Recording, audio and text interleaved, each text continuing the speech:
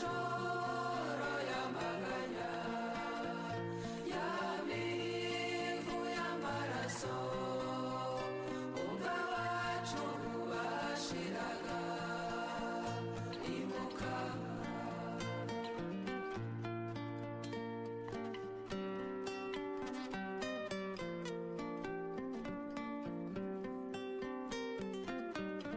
inshuti muvandimwe icara unyumve wowe dusangiye aka gahinda k'abacu twabuze tubakunze bishwe bose nta gicumuro ibyo urabizi simbikurusha ngaya amahiri ngiyi imihoro tubura amahoro tubura gihoza umuntu akibaza ibyabaye nta gisubizo azabibonera jya wibuka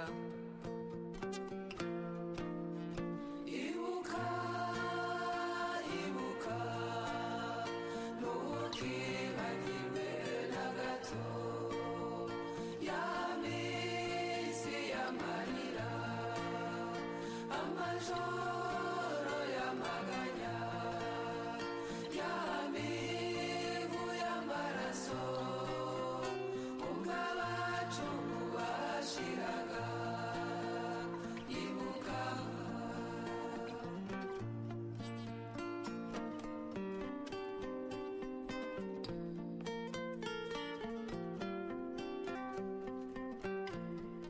ubu mfite ubwoba mfite igihunga impamvu yabyo ndayikubwira nuko ndeba benshi muri twe bameze nk'aho barangaye maze bikazavamo kwibagirwa ko byaba ari ishyano se bagenzi byaba ari igihemu ku bacu jya wibuka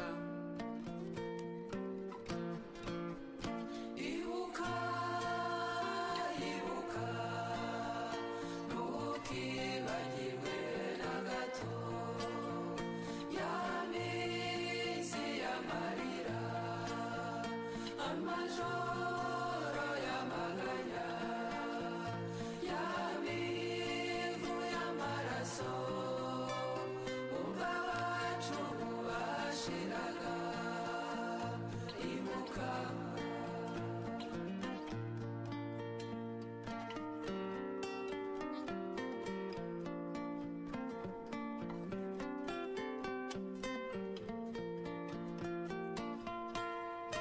kwiyibagiza ni ubupfu ntabwo ari ubupfura gakondo ibyacu ni ibindi bishyashya ntabwo namenya aho bituruka turibeshya tukihenda maze tugahunga ukuri tukuzi siyasa twayisize ku mipaka maze dutahana andi matwara ibyo duhugiyemo ni bibi cyane jya wibuka ibuka ibuka ntukibagirwe na gato ya minsi y'amarira amajoro y'amaganya y'amivu y'amaraso ubwo abacu bashiraga ibuka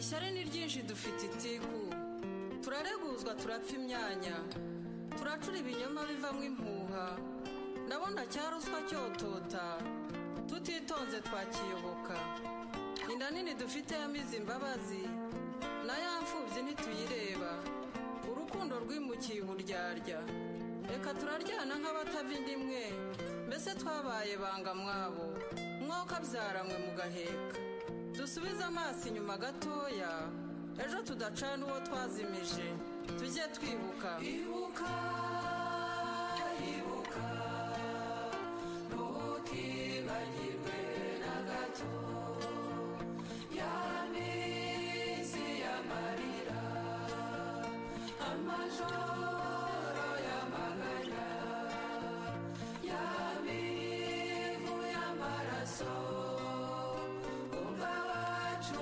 bashiraga ibuka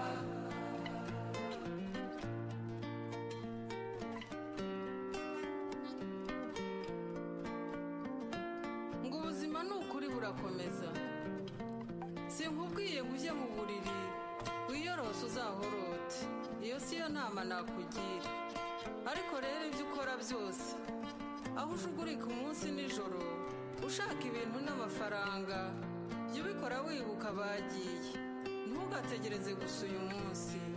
Kandi rero uhora uzi neza ko burya kutibuka ari ukuzima, maze wibuke. Ibuka, ibuka, ntukibagirwe na gato ya minsi y'amarira, amajoro y'amaganya, ya mivu y'amaraso, ubwo abacu bashiraga. Ibuka.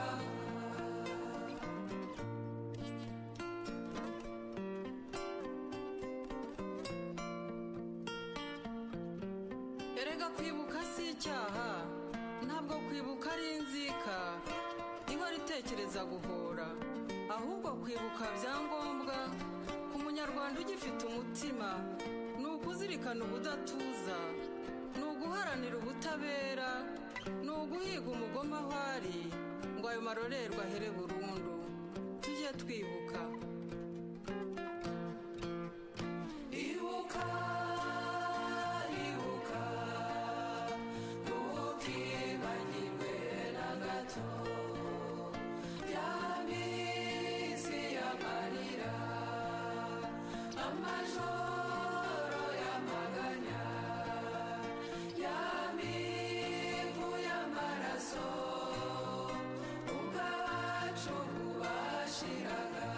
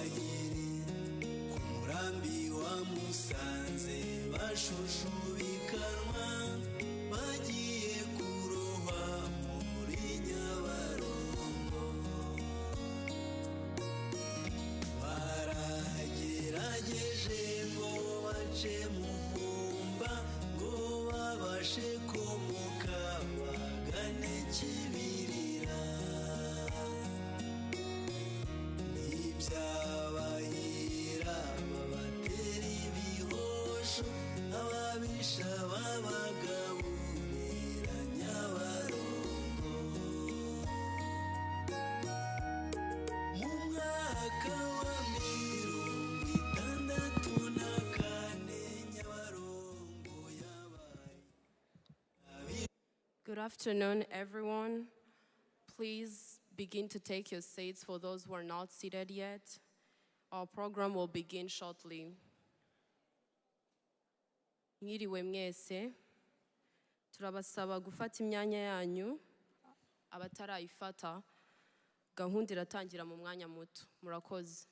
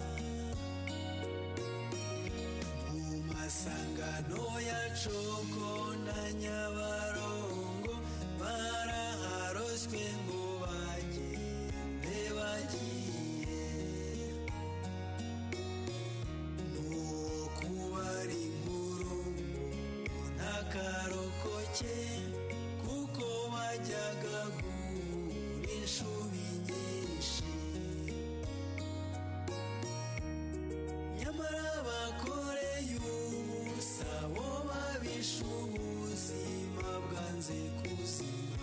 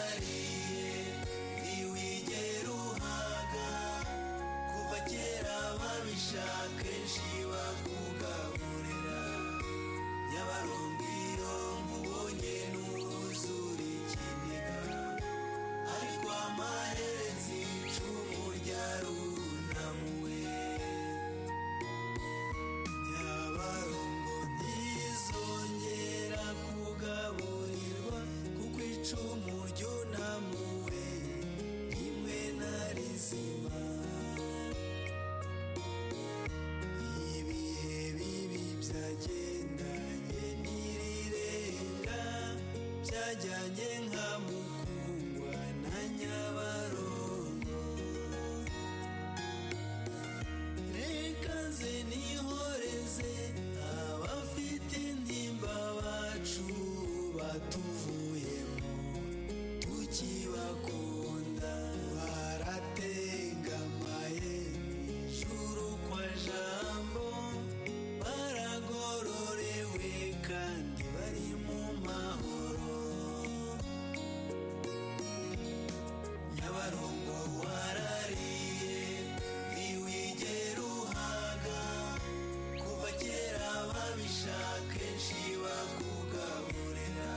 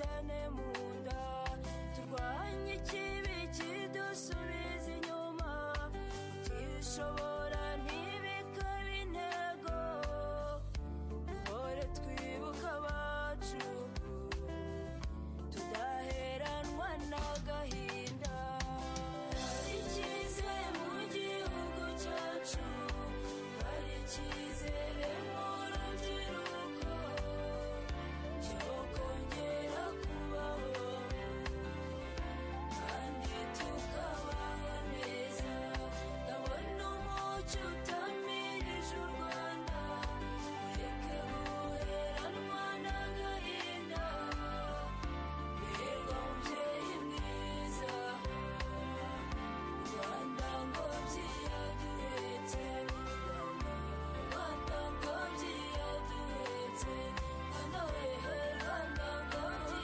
yaduhetse icyizere mfite kirahebuje kuko ngiterwa n'ibyiza byagezweho kandi bikomeje kwiyongera muhore n'icyaraza amasinde gacaca yunga abanyarwanda ubuzima mitiwere do sante gahunda ya gira inka iraturanga muhore n'icyaraza amasinde ndabona u Rwanda rusa neza rukeye ndetse aho rugana naho nuko berwa mubyeyi mwiza Rwanda ngobyi yaduhetse Rwanda ngobyi yaduhetse Rwanda wehe Rwanda ngobyi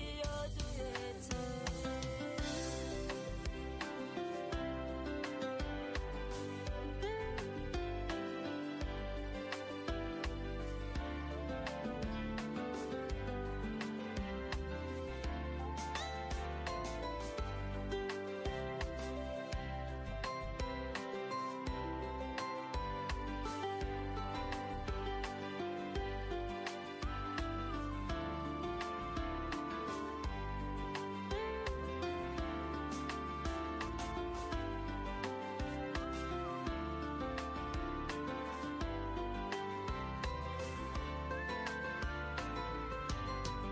hari icyizere mu gihugu cyacu hari icyizere mu rubyiruko cyo kongera kubaho kandi tukabaho neza ndabona umucyo utamirije u Rwanda ureke guheranwa n'agahinda birwa mubyeyi mwiza Rwanda ngobyi yaduhetse Rwanda ngobyi Rwanda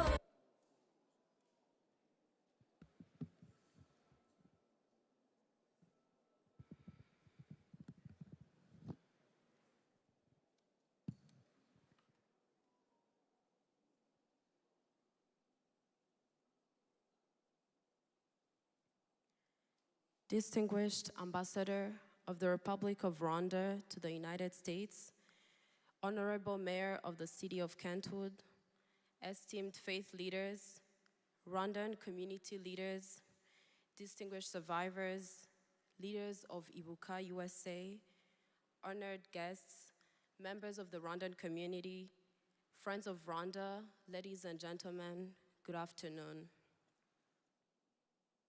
My name is Eliza Rwagasana Ishimwe. I am a graduate student at Case Western Reserve University, and it is my honor to serve as your Master of Ceremony for this United States National Commemoration of the 1994 Genocide against the Tutsi. For those who want to access today's agenda, please scan the QR code on the screen. On behalf of the organizers, I would like to warmly welcome you all and thank you for being here today in remembrance and solidarity. Today, we gather not only to remember, the more than 1 million lives that were lost during the 1994 genocide against the Tutsi, but to also honor the resilience of survivors, reflect on the lessons of history, and reaffirm our collective responsibility to stand against hatred, division, and genocide wherever it may emerge. As we begin, we kindly ask you all to put your mobile phones on silent mode and maintain an atmosphere of dignity and reflection throughout the program. We also respectfully ask that there are no applause during the commemoration, as each moment is intended for remembrance and reflection. Thank you again for your presence and for standing with us in memory and humanity. Nyakubahwa Ambassadeur w'u Rwanda muri Leta Zunze Ubumwe za Amerika, Nyakubahwa Meya w'umujyi wa Kentwood, abayobozi b'amadini, abayobozi ba RCAs, abarokotse Genocide yakorewe Abatutsi, abayobozi ba Ibuka, Abanyarwanda n'inshuti z'u Rwanda, mwese mwiriwe neza. Nitwa Rwagasana Ishimwe Eliza, ndi umunyeshuri muri Western Reserve University, nkaba ndi buyobore gahunda y'uyu munsi nk'umusangiza w'amagambo muri iki gikorwa cyo kwibuka ku nshuro ya 32 Genocide yakorewe Abatutsi. Abifuza kureba uko gahunda ziri bukurikirane, mwafotora QR code iri kuri screen. Mu izina ry'abateguye iki gikorwa, mbahaye ikaze kandi mbashimira kuba mwaje kwifatanya natwe. Mbere yo gutangira gahunda, turabasaba gushyira telefone muri silence no gukomeza ituze n'icyubahiro bikwiye uyu munsi wo kwibuka. Turabasaba kandi ko hataza kubaho gukoma amashyi muri gahunda yose, kuko buri gice cyateganyijwe mu rwego rwo kwibuka no kuzirikana abacu. Murakoze.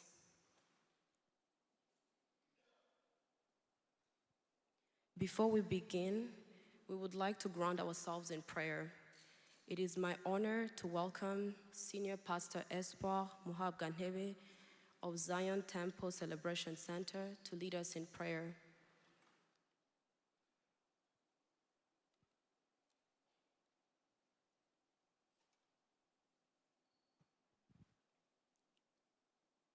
Kandi twubahe Imana dusenge.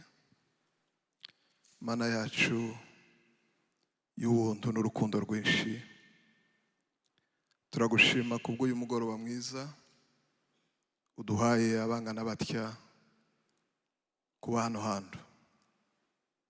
Turagushima kubw'umugambi wawe mwiza. Bibiliya zitubwira ngo uri Imana ihindura ibihe, uri Imana ikomeye. Turi hano kubw'uyu munsi ukomeye w'amateka yo kwibuka Genocide yakorewe Abatutsi, ubwicanyi ndengakamere. Mana, turagushima ko mu bihe byose tuzatubona ukuboko kwawe gukomeye. Turagushima ko uri Imana itegura abamose baza gukura abantu mu kaga. Mana yacu, turagushima kuko Bibiliya zitubwira ngo ahari kurira kwararira umuntu, ariko mu gitondo ngo izuba rikarasa. Turagushima kuzo wakoze mu gihugu cy'u Rwanda. Uyu munsi turibuka, ariko kandi Kristo tukwereka n'ibihugu byinshi bihabiberamo ibisanare y'amateka, kugira ngo Uwiteka Imana yo mu ijuru icyo wakoze uyu munsi uraduha ibyiringiro, kuko ntari ahandi hose uzakomeza kubikora. Ubane natwe rero muri gahunda zose ziri bubere hano hantu, mu izina rya Yesu Umwami, amen.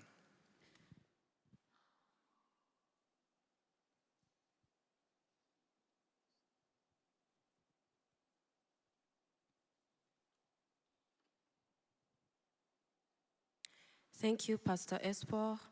We will now hear welcome remarks from the President of Ibuka USA, Mr. Marcel Shaka. Through advocacy, remembrance, and survivor support, Ibuka USA continues to play an essential role in preserving memory and promoting education across the United States. Please join me in respectfully welcoming Mr. Marcel Shyaka. Ubu tugiye kumva ijambo ry'ikaze ritangwa na Perezida wa Ibuka muri Amerika, Bwana Marcel Shyaka.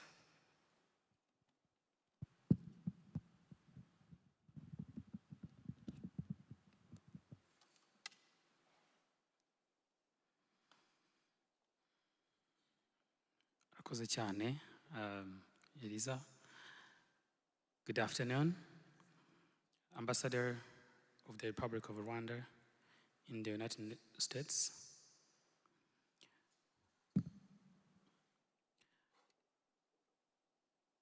Currently representing the Governor of Michigan, Peter Kalogros, representing the Senator Eliza, Mayor Stephen, the Mayor of Kentwood, and our host, Mayor David LeGrand for Grand Rapids, Senior Pastor Mick, our gracious host, and members of this congregation, our dear speakers, Boyana, Edward, Ashast, and fellow survivor, resilient one, Reverie Rurangwa, Mr. Caleb, my colleague who we worked together to organize this event, different leaders in the audience, members of Ibuka leadership, USRCA, and Rwanda community, fellow survivors, and dear friends of Rwanda. Good afternoon. My name is Marcel Shyaka. I'm the president of Ibuka USA. Ibuka USA is a community of genocide survivors in the USA. We get together, commemorate the genocide, remember our fellow victims, and support each other. And this today means a lot for us. For survivors, remembrance is never easy for us. And when people like you choose to stand with us, it makes us feel supported. For some of you, maybe this may be your first commemoration that you just attended. So before we continue the program of today, I want to briefly help frame up the why we gathered today and prepare you for what is coming next, where you may see, hear, experience this afternoon. 32 years ago, in 1994, Rwanda experienced one of the darkest chapters in the humanity history. In just 100 days, more than 1 million Tutsi were systematically murdered. Children, parents, entire families were wiped out. The genocide against the Tutsi was not an accident. It was planned, organized, systematically and intentional to exterminate Tutsi. And it was fueled by hatred, division, humanization, and teaching Rwandans to divide ourselves. And the entire world were watching because this was not a surprise. So this is why we gather here this year for Kwibuka.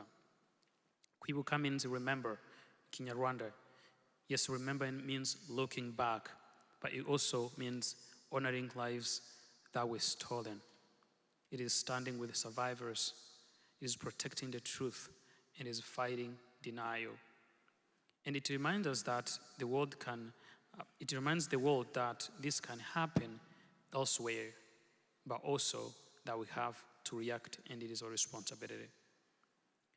As a survivor myself, I can tell you that days like this are very heavy. As the president of Ibuka, I'm also a survivor. I was 5 years old during the genocide, and I lost my father, my 2 brothers and 1 sister, and 27 members of my family. Like many survivors, the names, faces, and memories we carry every day. We don't wait for the Kwibuka. We carry them where we are. And this is why Kwibuka is emotional for many of us here. To brings memory, to brings us back.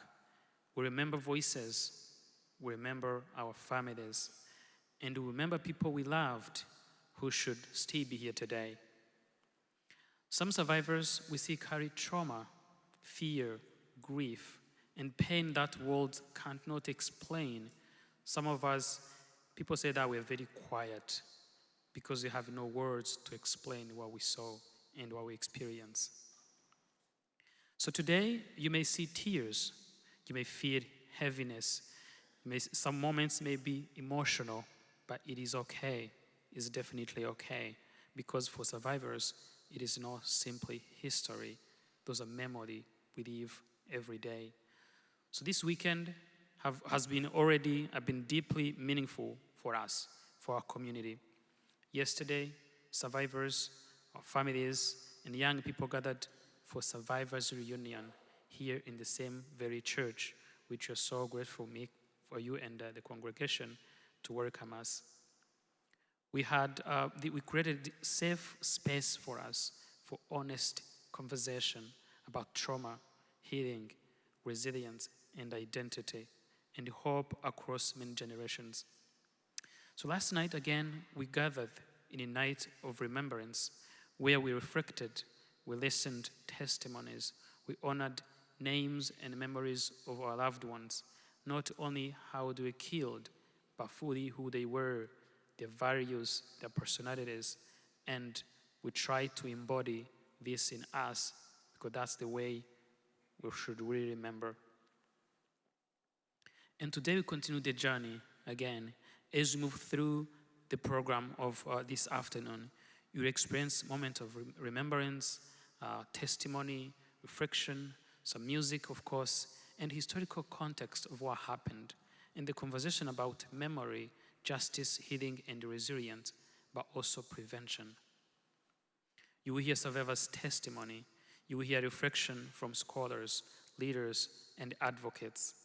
You hear message of remembrance, hope, and a collective responsibility is humanity. And my hope is that everyone live here today, you live not just informed, but also transformed.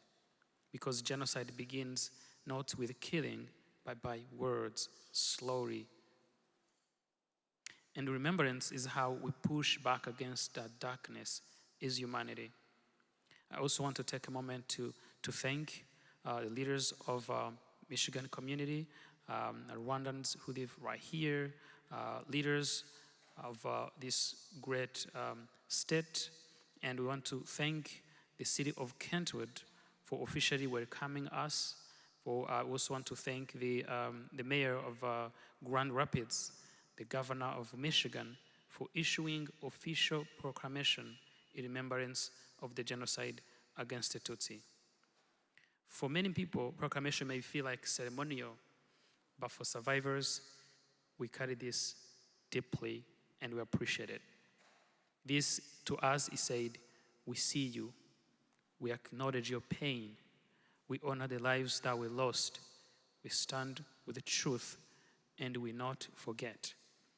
That's what it means for us, survivors. So once the world abandoned us by seeing that you recognize what happened, we feel that we are supported. I also want to thank everybody who attended today, who came to support us. This gesture for survivors means solidarity. But before and during the genocide, some churches were places of killing. But a church like this reminds us that we still have people who have humanity, who understand how Christianity should be really about love, about welcoming and serving each other. So Ibuka USA will organize a lot of events like this during Commemoration, This year alone, we facilitated 33 commemoration events in 22 states in this nation. In a partnership with Rwandans in multiple states, we get together as one and remember together. So to the young people who are in the audience, today I want to tell you that this belongs to you. One day, survivors like us will no longer be able to tell this story, but you will be able to carry the memory forward decades to come. You'll be the voice to protect the truth, to carry the memory. And please listen carefully, read the history, and stand against genocide denial.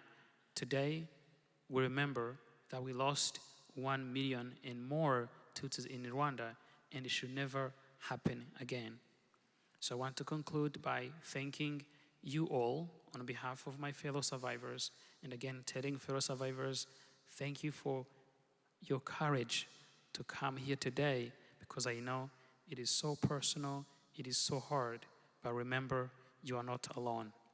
Thank you very much.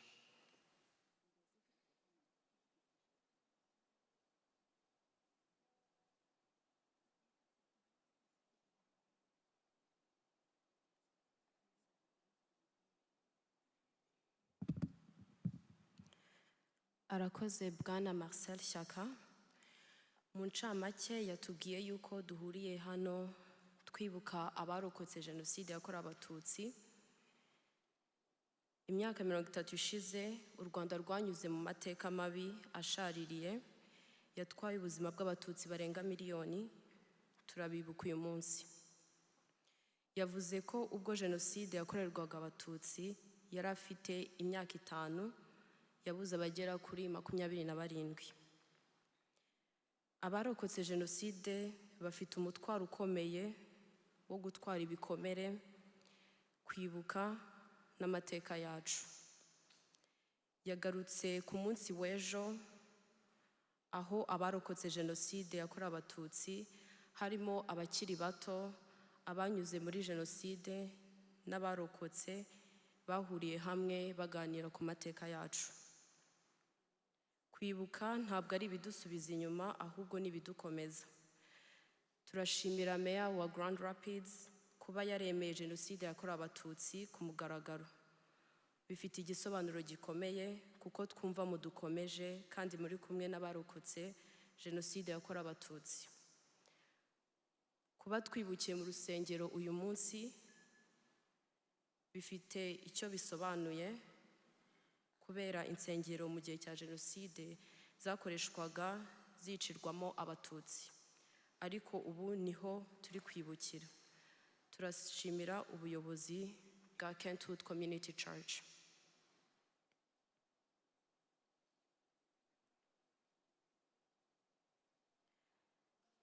We now enter a sacred moment of remembrance through light of hope and a moment of silence.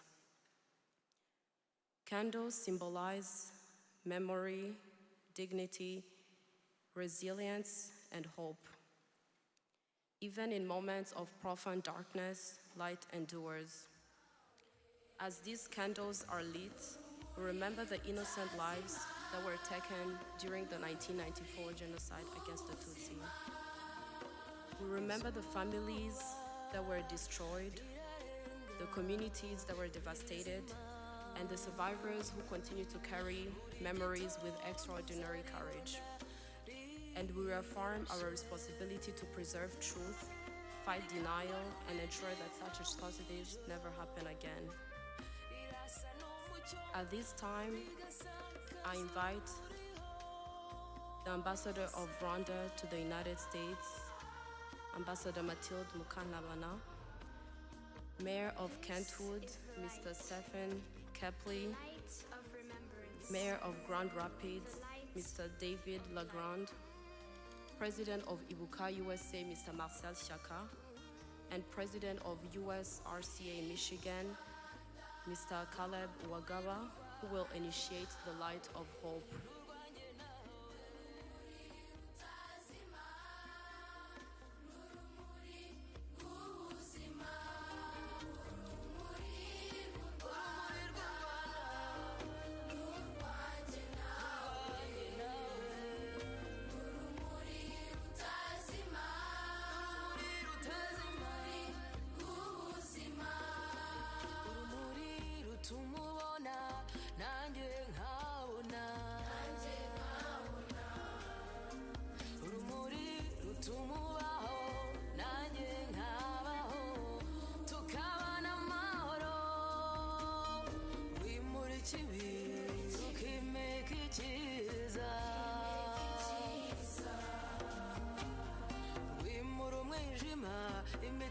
igasubira mu nda imitima igasubira mu bitereko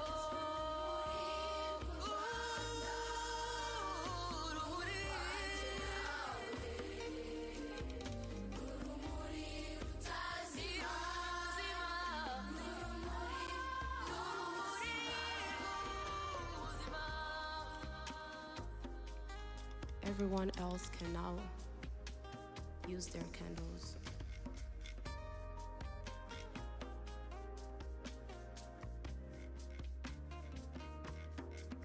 Hora n'urumuri ururindi cyarukomakoma urusigase Thank you so much. uhora urabagirana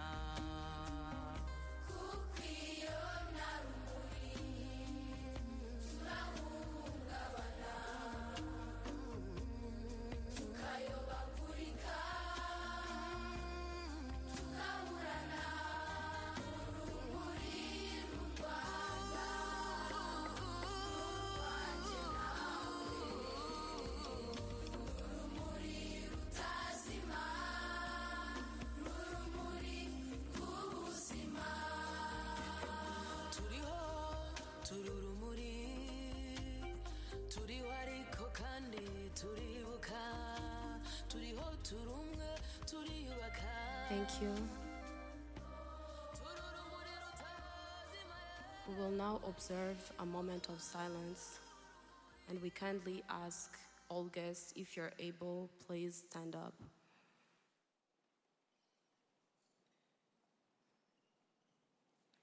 Ubu tugeze mu mwanya wo gufata umunota wo kwibuka. Twibuke.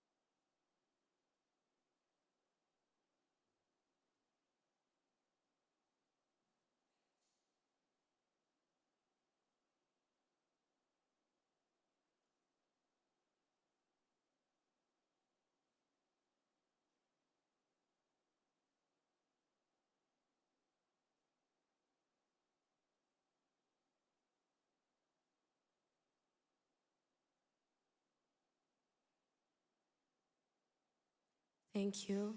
You may now take your seats.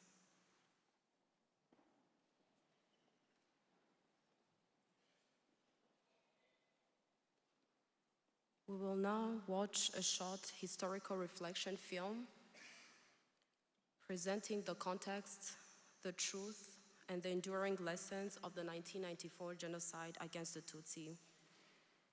As we watch, let us reflect not only on what happened, but also on the responsibility we share to confront hatred, indifference, and denial wherever they exist.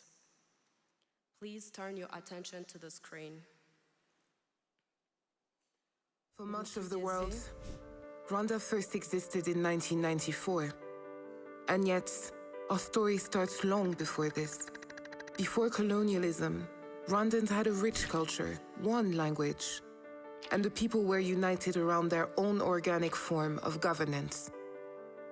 This all changed when colonial powers chose to control Rwandans by ethnicity, creating division and conflict where none had existed previously. This division grew into hatred and violence, culminating in the genocide against the Tutsi, where over 1 million people were murdered in 100 days. tukabona interahamwe zirirukanka bambaye amashara zaba zifite ubuhiri zifite imipanga aho mu isoko zibyina nta ukanda burende bahiga abatutsi mbese mu buryo bukomeye. Muri Jenoside 94 banyiciye imiryango yanjye mu bana 9 nabyaye hasigayemo utwana 2. Abana ba Mariya 2 n'umugabo wa Mariya aho bose badusanze kuri barriere twe turagera kubica. This genocide was long planned by the government of the time, who used education and the media to divide Rwandans, creating the conditions for the genocide to happen.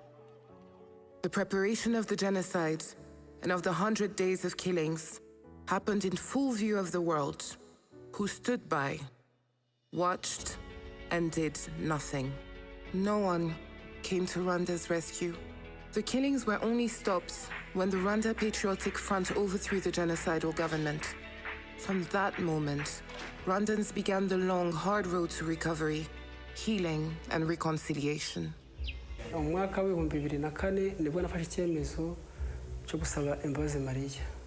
Mfati umwanzuro. Numvaga mvuga nti se wenda yaba ntari namusanzeyo kuko numvaga mfite ubwoba. Nkongera nkavuga nti se ubundi amaherezo yazaba yahe. Ngize amahirwe rero ubwo nuvuga ngo Mariya asanze ariyo.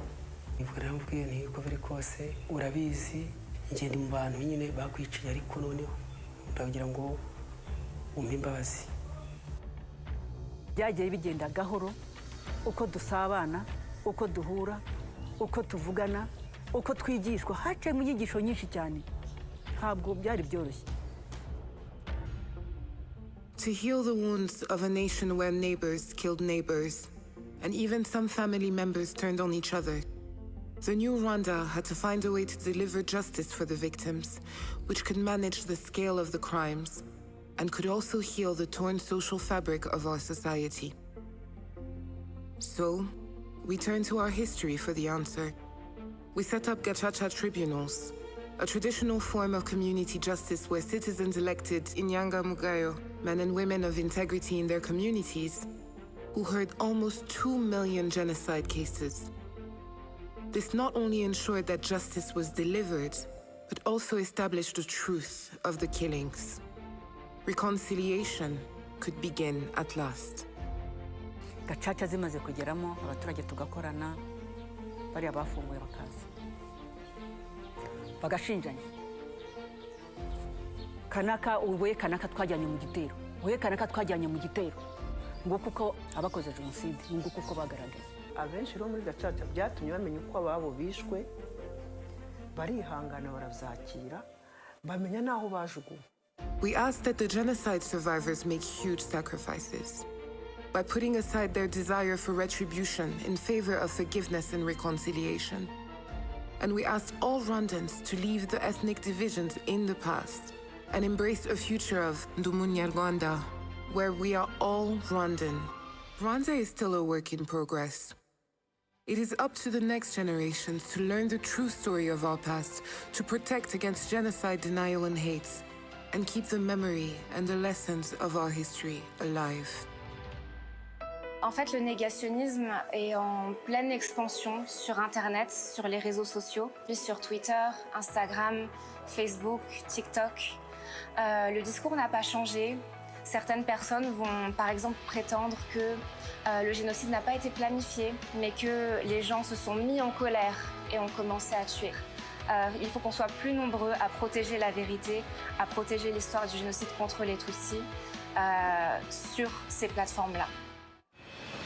For our friends around the world, we thank you for continuing to stand with us and ask you to share Rwanda's story and what we've learned about division and reconciliation at a time when the world seems increasingly more fractured.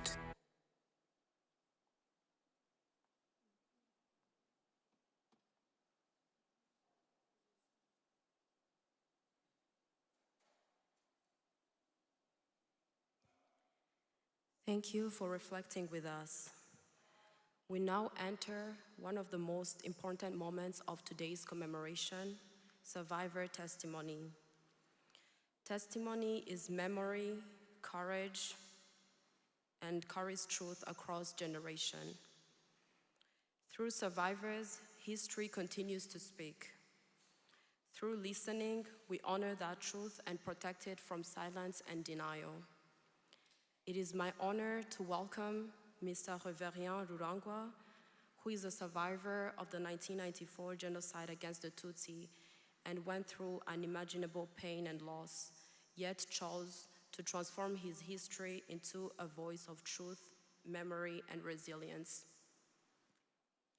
ubu tugeze mu mwanya ukomeye wo gutega amatwi umuhamya w'uwarokotse jenoside yakorewe abatutsi bwana Reverien Rurangwa. Umwanya ni uwanyu.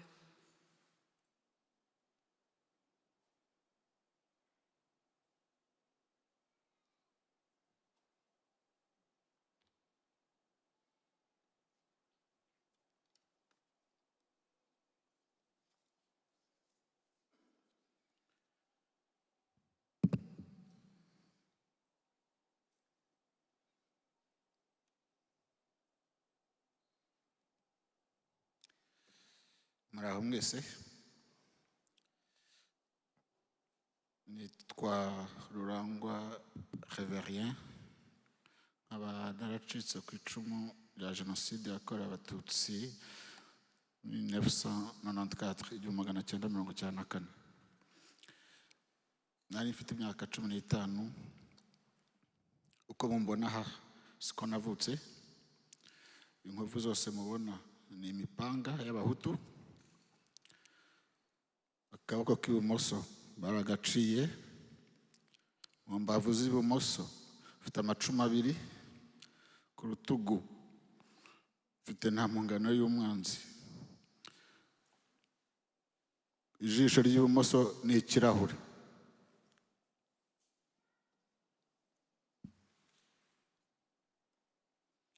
Byose kubera uko navutse.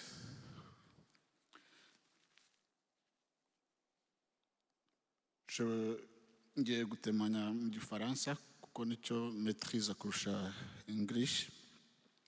Munyihangane.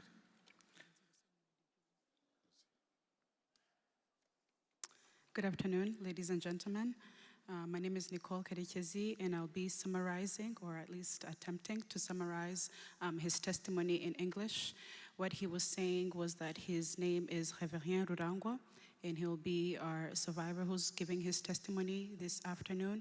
He was describing the horrific tragedies he went through in the 1994 genocide against the Tutsi. He was showing that his left eye had been taken out as well as dismembered in different parts of his body.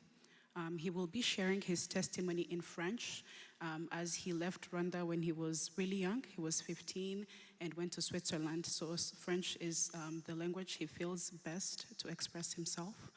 So please bear with us. I'll let him give sort of paragraphs of his testimony, and then I'll go ahead and give you what that summary is. Thank you so much, and I'll allow him his time. Please go ahead.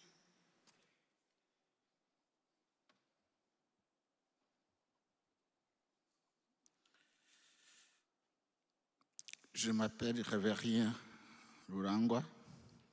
J'habite en Suisse.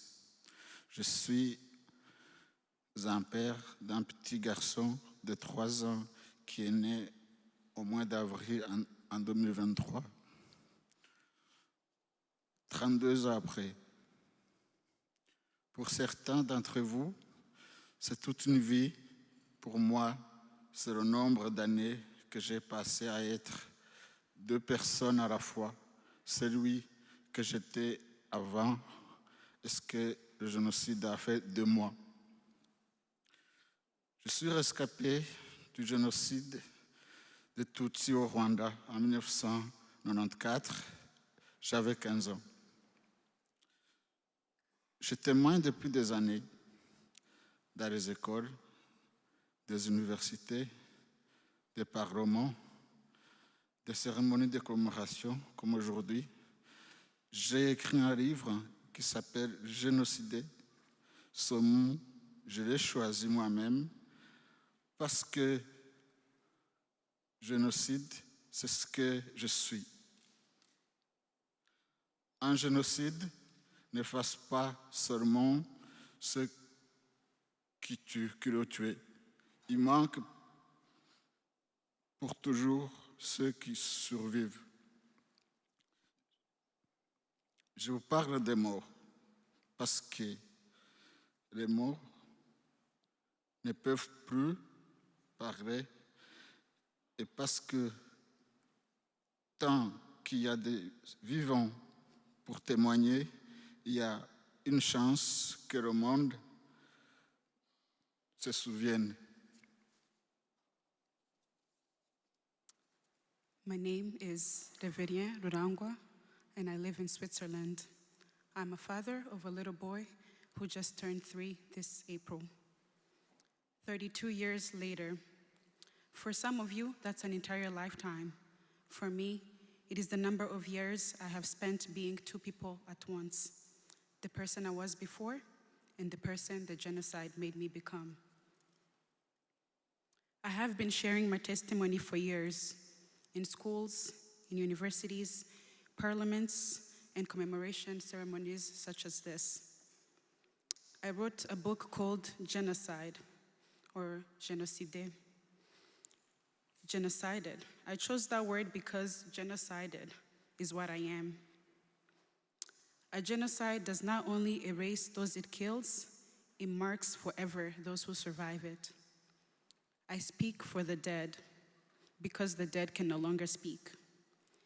And because as long as there are survivors to testify, there is still a chance that the world will remember.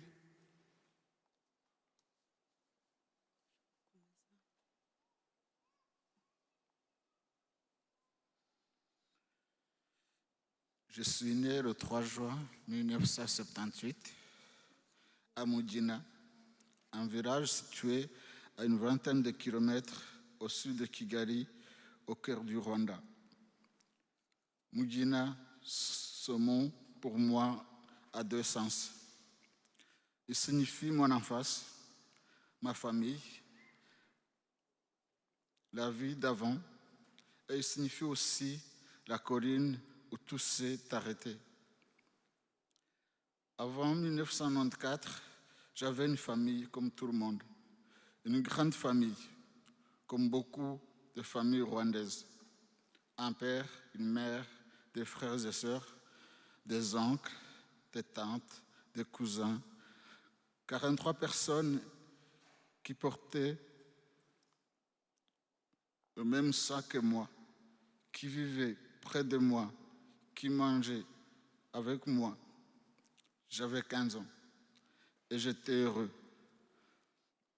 C'est important de dire ça parce que quand on parle souvent du génocide comme d'une catastrophe venue de nulle part, comme une tempête, mais avant, il y avait une vie, il y avait des enfants qui jouaient, des femmes qui chantaient, des hommes qui travaillaient leurs champs. Il y avait moi-même, Révérien, 15 ans, qui pensait à son avenir.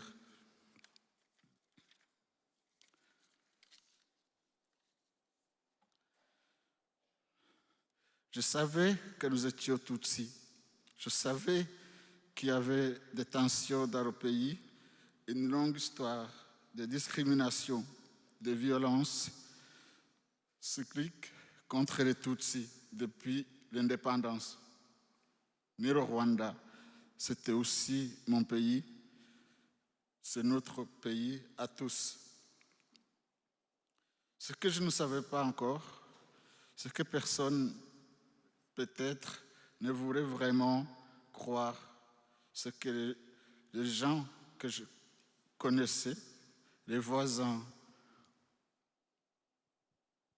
les gens qui avaient partagé notre table, planifié depuis des mois notre extermination. Pas notre défaite, pas notre exil, notre extermination. Le mot est important, il faut le prononcer.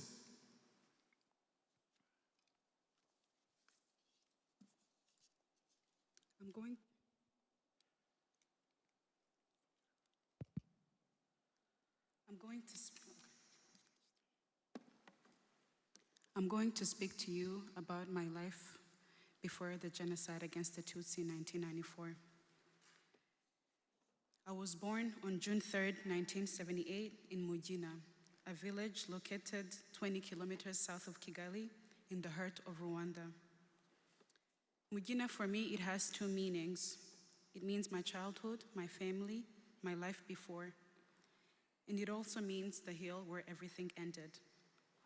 Before 1994, I had a large family, like everyone, like many Rwandans. A father, a mother, brothers, sisters, uncles, aunts, cousins. 43 people who shared my blood, who lived near me, and who ate with me. I was 15 and I was happy. That is important to say because people often speak of the genocide as if it was a catastrophe that came out of nowhere, like a storm. But before there was life, there were children playing, women singing, and men working in the fields. There was me, Révérien, 15 years old, thinking about my future. I knew we were Tutsi. I knew there were tensions in the country, a long history of discrimination and recurring violence against the Tutsi since independence. But Rwanda was also my country. It was our country. It was all ours. What I didn't know yet, what perhaps no one truly wanted to believe, was that people I knew, neighbors, people who had shared our table, had been planning our extermination for months. Not our defeat, not our exile, our extermination. The word extermination matters, and it must be spoken.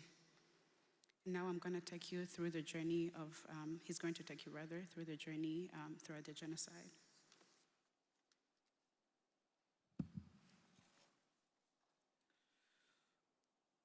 Le 6 avril 1994, l'avion du président Bermana est abattu au-dessus de Kigali. Dès cette nuit-là, le tueur commence. Ce n'est pas une réaction spontanée. C'est un déclenchement. Les listes étaient prêtes. Les machettes avaient été distribuées. La radio de Mille Collines donnait les ordres. Autour de nous, à Mugina, la terreur monte de jour en jour. Les Tutsis se réfugiaient là où ils pouvaient. Dans les églises, dans les collines, on pense que la masse et le nombre nous protégera. On se dit, ils ne peuvent pas tuer tout le monde. On avait tort. Le 20 avril 1994, vers 16 h, sur la colline de Mugina, des miliciens, des complices arrivent, ils sont nombreux.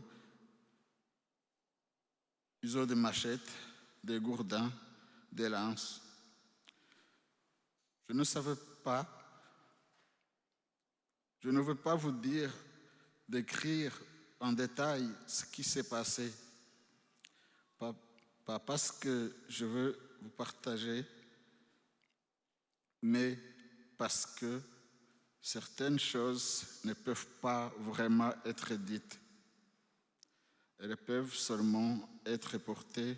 Ce que je ne peux vous dire, ceci. Ce jour-là, 43 personnes, membres de ma famille, ont été massacrées sous mes yeux. Mon père, ma mère, mes frères et sœurs, mes oncles, mes tantes, les enfants, des bébés, et moi, j'ai été frappé à la machette plusieurs fois. On m'a laissé pour mort parmi les miens. J'avais 15 ans.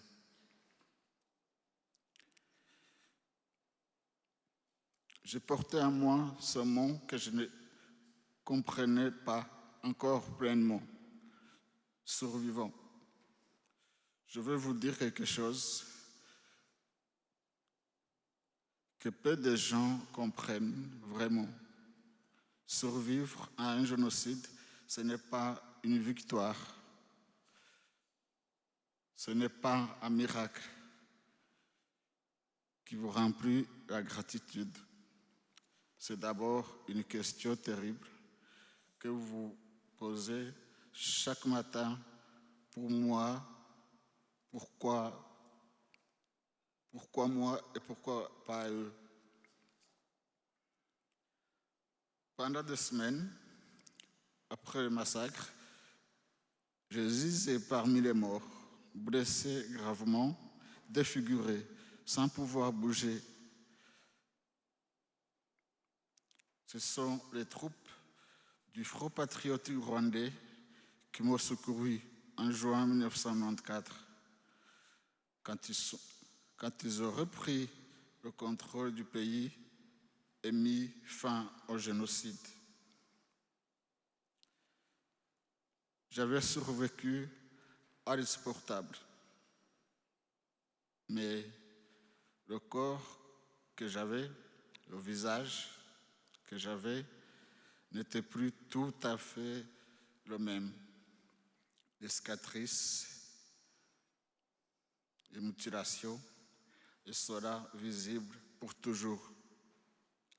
Mon corps, mon visage, est une pièce à conviction et un témoignage vivant que personne ne peut nier.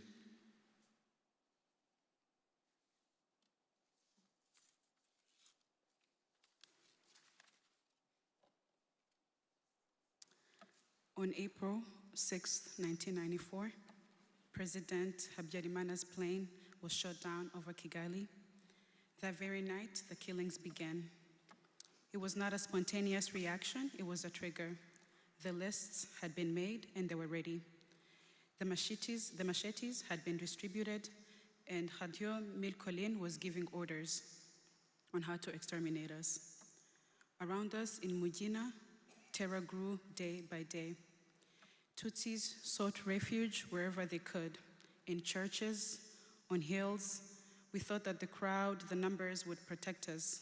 We told ourselves, they can't possibly kill everyone. We were wrong. On April 20th, 1994, around 4 in the afternoon, on the hill of Mugina, the militias and their accomplices arrived. There were many, many of them. They carried machetes, clubs, spears. I will not describe in detail what happened, not because I want to spare you, but because some things cannot truly be spoken. They can only be carried. What I can tell you is this.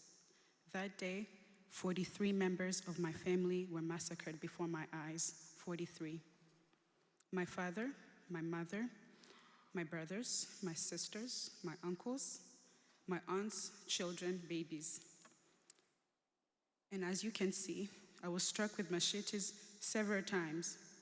I was left for dead among bodies of my own family. I was 15 years old. I carried within me a word I did not fully yet understand, a survivor.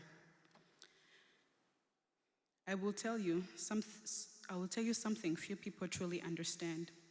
Surviving a genocide is not a victory. It is not a miracle that fills you with gratitude. It is a terrible question you ask yourself every morning. Why me? Why not them?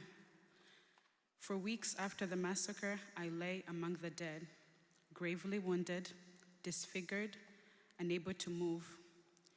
It was the troops of the Rwandan Patriotic Front who rescued me in June 1994, when they regained control of the country and put the end to the genocide. I had survived the unbearable, but the body I had, the face I had, were no longer quite the same. The scars, as you can see today, 32 years later, the mutilations, they're still here. They're visible forever. My body has become evidence, a living testimony that no one can deny.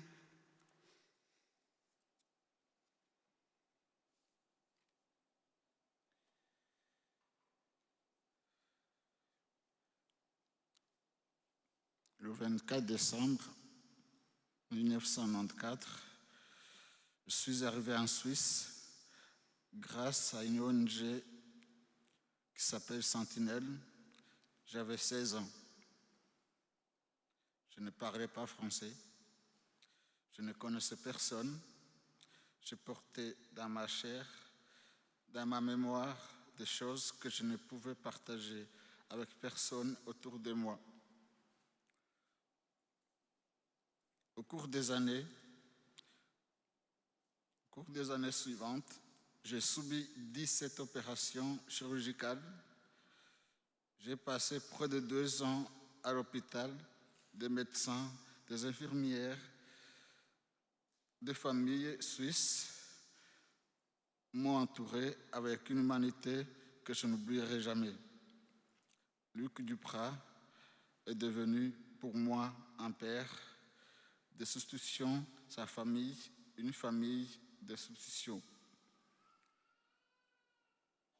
On reconstruit encore avec du temps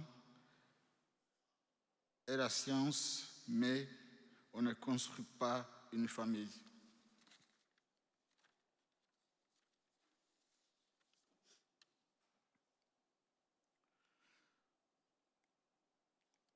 On ne reconstruit pas 43 personnes. Pendant des années, j'ai cherché comment vivre avec ça, comment sortir du lit chaque matin, comment regarder les autres vivre sans que la douleur devienne une rage. J'ai appris le français, j'ai appris à témoigner, j'ai écrit un livre génocidé avec une main et un œil en 2006.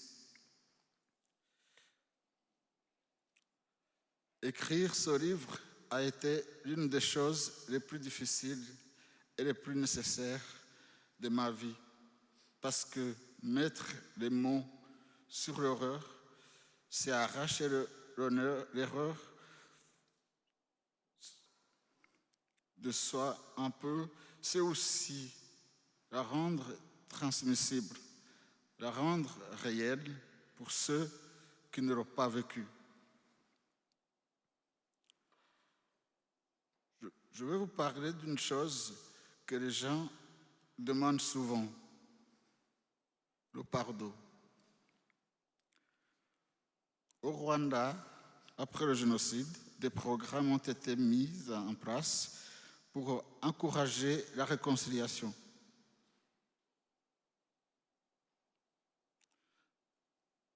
Le monde attendait des rescapés qu'ils pardonnent, qu'ils tendent la main, qu'ils aident à reconstruire le pays avec ceux qui avaient participé au meurtre de leur famille. Je comprends la nécessité politique de cette démarche. Je comprends que le Rwanda devait avancer. Mais pour moi, personnellement, je ne pardonne pas l'impardonnable. Je ne pardonne pas, je ne pardonnerai jamais. Ce n'est pas de la haine, c'est de la lucidité, car l'impardonnable ne se pardonne pas.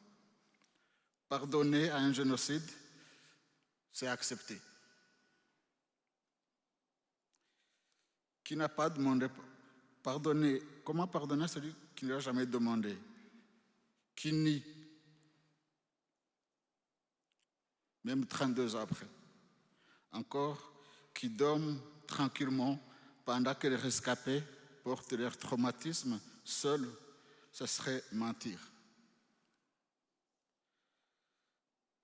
Ce serait trahir les nôtres. Je ne suis pas là pour représenter une vision officielle du vivre ensemble. Je suis là pour dire la vérité telle que je la vis. Et la vérité, c'est que la justice n'a pas été pleinement rendue. Des meilleurs criminels, des milliers de criminels ont bénéficié du processus, les fameux gachacha. Ils ont été libérés, vivent parfois à quelques kilomètres, quelques mètres même de leurs victimes.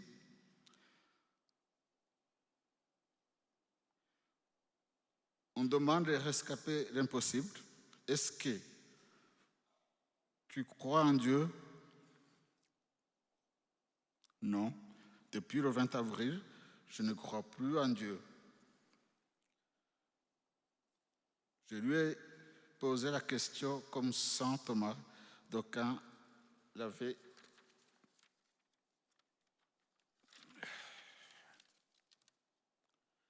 formulé. Si Dieu était infiniment bon, il n'y aurait pas de mal dans ce monde. Or, il y a du mal, il y a eu le génocide, alors Dieu absent ou impuissant ou inexistant. Je ne suis pas en colère contre cette idée, je suis simplement honnête.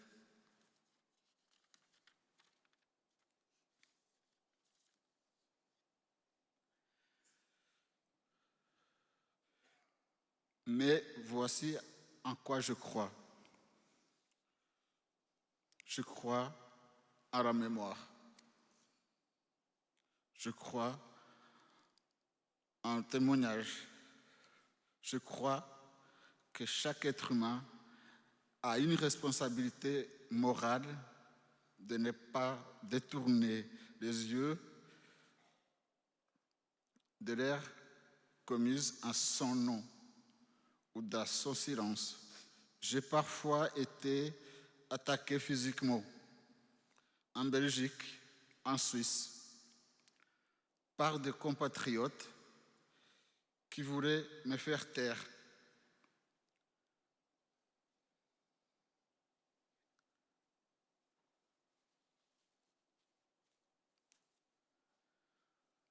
Pour un négationniste, je suis un témoin dangereux, gênant. Les rescapés, on est des témoins gênants. On dérange tout le monde. On dérange les Hutus. On dérange la communauté internationale qui n'a rien fait.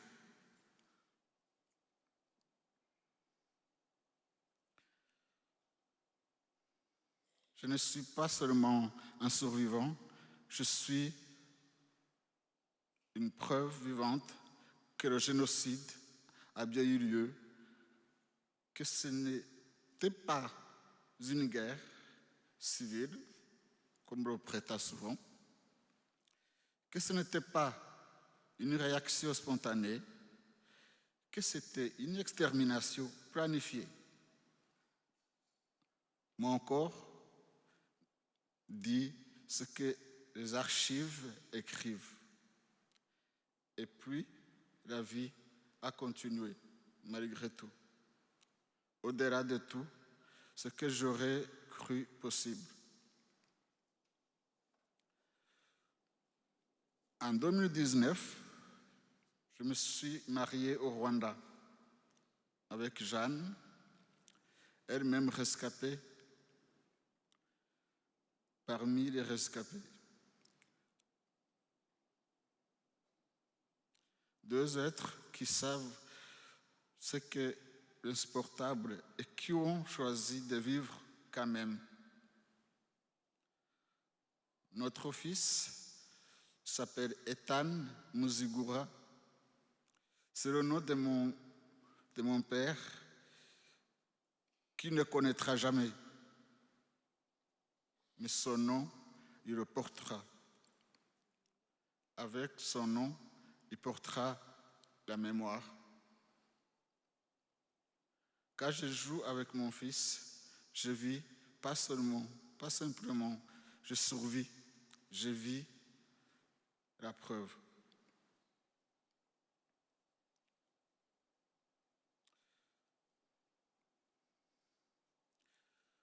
Sur le mur de mon appartement à la Chaux-de-Fonds, il y a une phrase encadrée, je vous la lis. Ils ont voulu nous enterrer, mais ils ne savaient pas que nous étions des graines.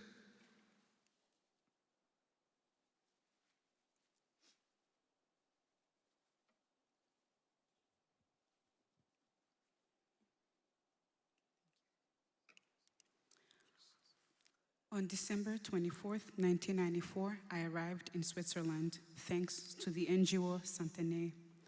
I was 16 years old. I did not speak French. I knew no one. I carried my flesh, and in my memory, things I could not share with anyone around me. Over the following years, I underwent 17 surgeries. I spent nearly 2 years in the hospital. Doctors, nurses, and Swiss families surrounded me with a humanity I will never forget. Luc Dupraz became a substitute father to me. His family became a substitute family. A body can be rebuilt with time and science, but a family cannot be rebuilt. You cannot rebuild 43 people. For years, I have searched for a way to live with this. How to get out of bed each morning, how to watch others live without telling the pain that became rage. I learned French, I learned how to testify. I wrote Genocide, a book that was published in 2006. Writing that book was one of the most difficult but most necessary things I've ever done. Because putting to words to horror is a way of tearing some of the horror out of myself. It's also a way of making it transmissible, making it real for those who did not live it. People often ask me about forgiveness. In Rwanda, after the genocide I was portrayed, programs were put in place to encourage reconciliation. The world expected survivors to forgive, to extend a hand, to help rebuild the country with those who had participated in murdering their families. I understand the political necessity of that. I understand that Rwanda had and needed to move forward. But personally, to answer that question, I do not forgive. I will not forgive. This is not hatred, it is lucidity. The unforgivable is not forgivable. To forgive a genocidaire who has not asked for forgiveness, who still denies, who still sleeps peacefully while survivors carry their trauma alone, that would be a lie I would be telling. It would be a betrayal of the dead. I have to preface this by saying I'm not here to represent an official vision of living together. I'm here to tell the truth as I live it. And the truth is that justice has not been fully served. Thousands of criminals benefited from the Gacaca process, were released, and sometimes live only a few kilometers from families of their victims. People also ask me, do you believe in God? The answer is no. Since April 20th, 1994, I no longer believe in God. I ask myself the question as St. Thomas Aquinas once framed it. If God were infinitely good, evil would not exist in the world. And yet evil exists. There was a genocide. So God is either present or rather absent, powerless or non-existent. I'm not angry about that idea. I'm simply honest. But here is what I do believe in. I believe in memory. I believe in testimony. I believe every human has a moral responsibility not to look away from horror committed in their name or in their silence. I've been physically attacked after the genocide against the Tutsi in Belgium, in Switzerland, by compatriots who wanted to silence me. To a genocide denier, I am a dangerous living testimony.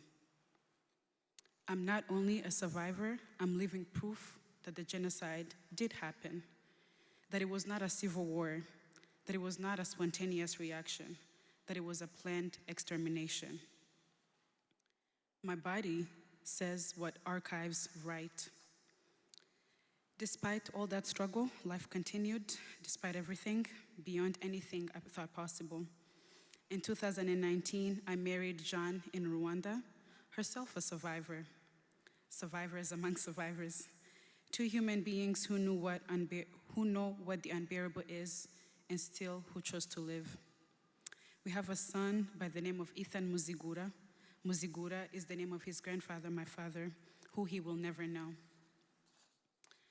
But he will carry that name, and with that name, he will carry memory. When I play with my son, I live again. Not merely survive, I live. The genocide's plan was to exterminate us. They wanted to erase us, the Tutsis. but they failed because my son is alive, and he's proof of that. On the wall of my apartment in Switzerland, there is a framed quote that says, "They wanted to bury us, and they didn't know that we were seeds."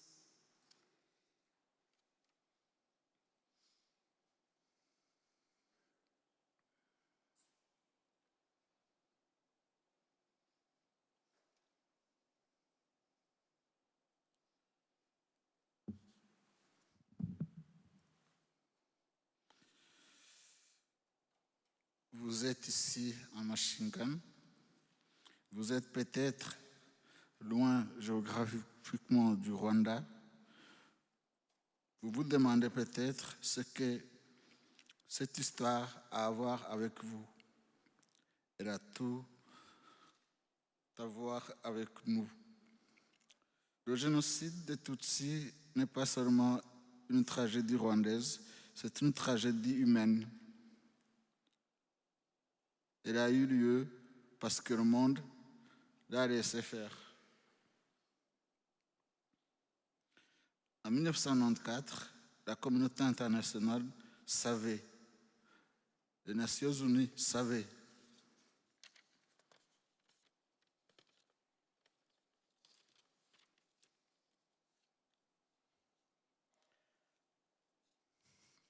Certains gouvernements savaient. Les forces de l'ONU présentes sur place ont reçu l'ordre de ne pas intervenir. Les soldats ont regardé. 100 jours, plus d'1 million de personnes tuées. Le génocide le plus rapide de l'histoire de l'humanité. Alors, quand on commémore, ce n'est pas seulement pour pleurer les morts, c'est aussi pour rappeler au monde sa responsabilité. Pour dire, vous n'avez pas agi, et ce silence, là aussi, il a du sang sur les mains. Je témoigne depuis 32 ans. Je continue parce que c'est ma mission, pas par choix au départ, par obligation, parce que les 43 membres de ma famille, massacrés sous mes yeux, n'ont pas de choix. Je suis leur voix. Je témoigne aussi parce que les génocides ne surgissent pas du néant. Ils se construisent, ils se préparent, ils s'annoncent. Il y a toujours une propagande qui déshumanise. Il y a toujours une liste dressée à l'avance. Il y a toujours des gens qui regardent et qui se taisent. Aujourd'hui, encore, dans le monde, des groupes sont déshumanisés. Des minorités sont ciblées par des discours de haine. Des populations entières sont menacées pendant que d'autres regardent ailleurs. La vigilance n'est pas une option, c'est un devoir.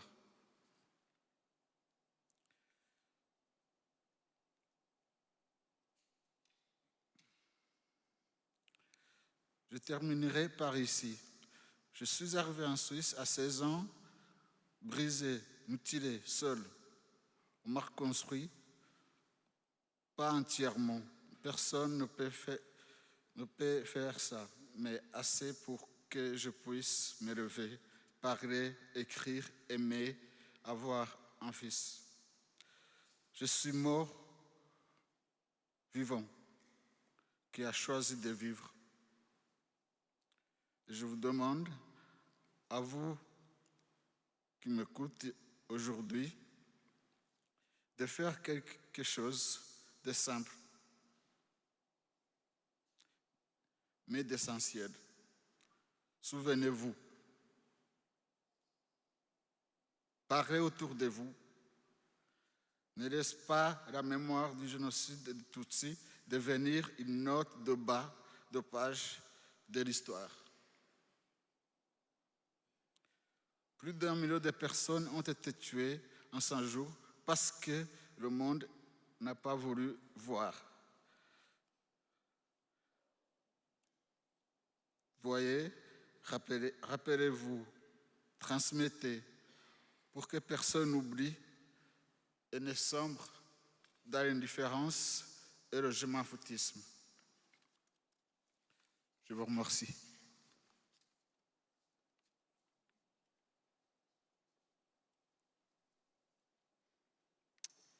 You're in Michigan, in America today. You may be geographically far from Rwanda. You may wonder what this story has to do with you. It has everything to do with you. The genocide against the Tutsi in 1994 is not only a Rwandan tragedy, it is a human tragedy. And it happened because the world allowed it to happen. In 1994, genocide against the Tutsi, when the genocide was happening, the international community knew. The United Nations knew, certain governments knew. The UN forces were present and they were ordered not to intervene. Soldiers watched for 100 days. More than 1 million people killed, the fastest genocide in history. So when we commemorate, it's not only to mourn the dead, our families, it is also to remind the world of its responsibility, to say you did not act, and that silence too has blood on its hands. I have testified for the past 32 years. I continue up until today because it is my mission, not by choice at first, but by obligation. Because 43 members of my family who were massacred have no voice, and I am their voice. I also testify because genocides do not emerge from nowhere. They are built, they're prepared, announced. There is always propaganda that dehumanizes. There is always a list prepared in advance. There are always people who watch and remain silent. Even today, around the world, groups are still being dehumanized. Minorities are targeted by hate speech. Entire populations are threatened while others look away. Vigilance, it is not optional. It is a duty.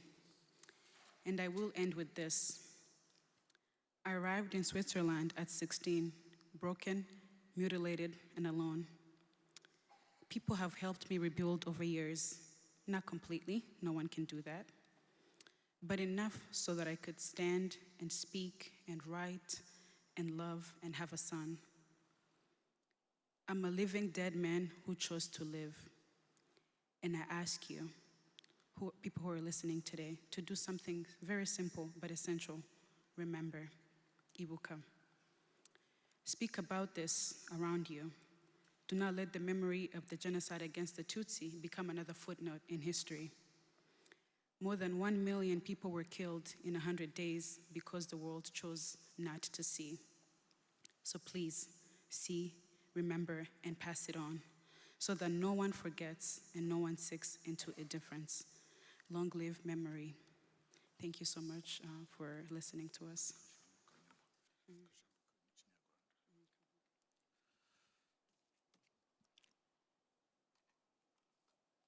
Ijambo rya nyuma nakwisabira abaresikape ababuze ababo bose muri jenoside yakorewe abatutsi, mukomere, reste debout. Abacu aho bari nta kindi badusaba, ntabwo badusaba ibya mirenge. Icyo badusaba ni ukubasubiza agaciro, bagasubiza agaciro nyagaciro bambuwe n'abahutu. Dushyigikirane, abagabo mukomere ku muheto, abakobwa n'abadamu mukenyere mukomeze, unaniwe tumusindagize, dukomezanye urugendo maze tuzaruhuke ari uko abacu barenganuwe. Vive la mémoire.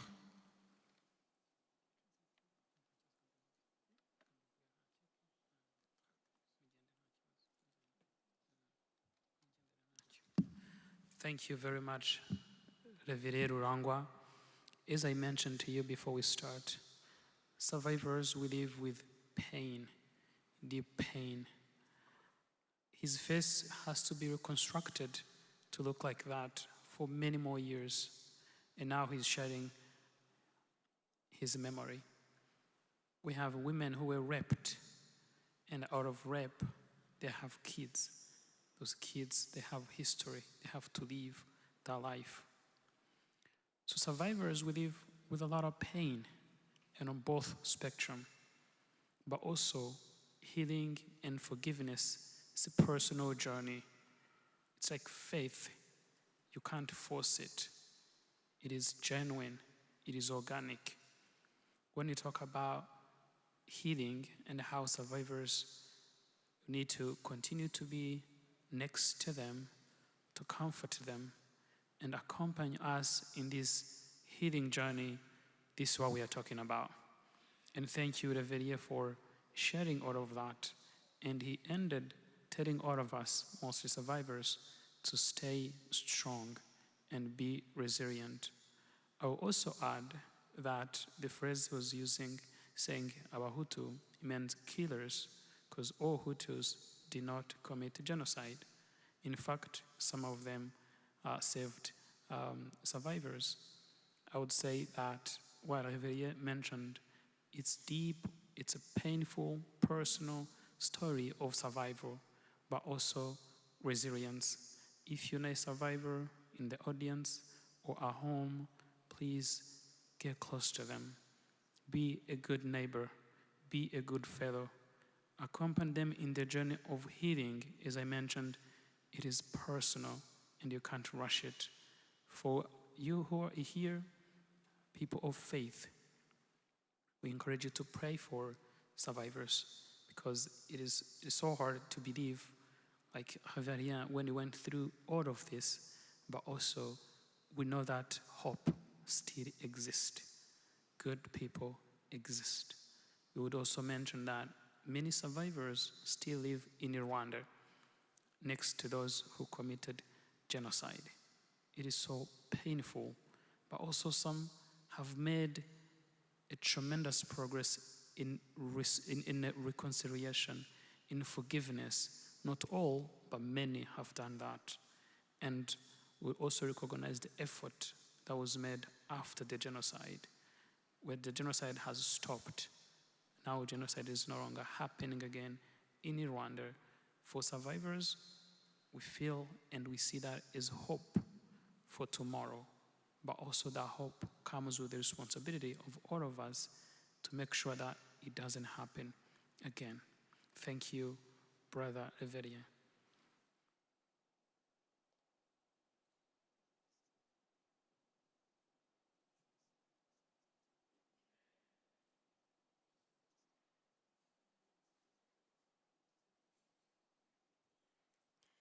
arakoze Reverien Rurangwa umaze kudusangiza amateka akomeye yanyuzemo mu gihe cya Jenoside yakorewe Abatutsi n'ubutwari bukomeye. Turamushimiye. Mu ncamake yatubwiye ko ubwo Jenoside yakorewe Abatutsi yatangiraga yari afite imyaka 15. Mu gihe cya Jenoside interahamwe zamwambuye ingingo ze z'umubiri, harimo ukuboko, ijisho, ndetse abicanyi bamusigiye ibikomere byinshi ku mubiri we. Mbere ya Jenoside yari afite abavandimwe bagera mu 43, harimo n'ababyeyi be ndetse n'abandi bo mu muryango we. Igihe yari muto yabonye ubwicanyi bwinshi bwakorerwaga abari mu bwoko bw'Abatutsi. Aho avuka ku Mugina, ubwo Jenoside yatangiraga, Abatutsi benshi bahungiye ahantu hatandukanye harimo n'insengero. Abagera muri 43 nk'uko nabivuze bo mu muryango we barishwe bose bazira uko bavutse, harimo abana bato, abavandimwe be, ababyeyi be, ba nyirasenge na ba nyirarume. Kurokoka kwe ntibyari impuhwe kuko nawe yasaga n'uwapfuye, kuko abicanyi bibwiye ko yapfuye. Reverien ubu atuye mu gihugu cy'Ubusuwisi, arubatse afite umwana w'imyaka 3. Amateka ye ashaririye yanyuzemo mu gihe cya Genocide yakorewe Abatutsi yayakusanyirije mu gitabo yise Genocide. Abashaka kumenya amateka ye byimbitse bashobora kuza kugura igitabo cye muri lobby aho twinjiriye birahari.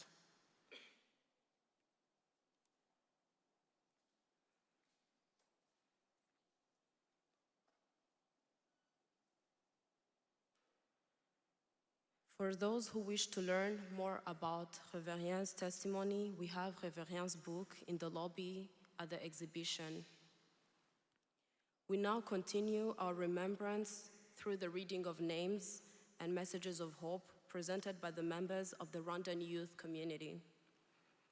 Each name represents a life, a story, a future, and a memory that continues to live within us. Ubu tugeze mu mwanya wo kwibuka abazize Jenoside yakorewe Abatutsi mu mazina yabo ndetse no gutanga ubutumwa bw'icyizere. Birakorwa n'urubyiruko rw'Abanyarwanda. Buri zina risobanuye ubuzima, inkuru ndetse n'ahazaza.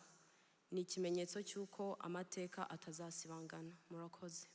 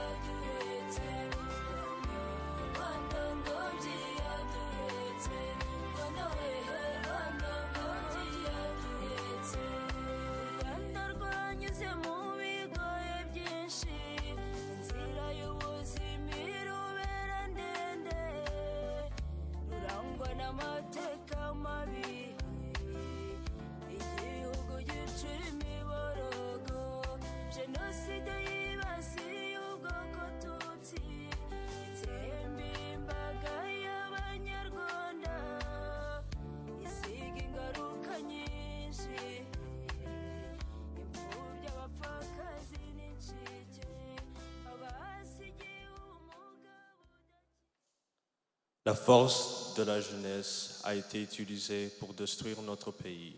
Aujourd'hui, nous l'utilisons pour nous reconstruire dans le respect de nos meilleurs valeurs. Nous nous souvenons de la famille de Kayonga Boniface, Mukahigiro Ansila, Munyaburanga Eugène, Munyaburanga Grace, Mugorewera Françoise. Nous nous souvenons Aimable Semuhungu et Musangwa Richard.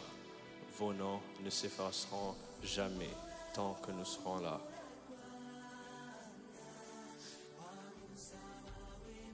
Remembering teaches us how resilient human beings are and how powerful we become when we stand together for something we believe in.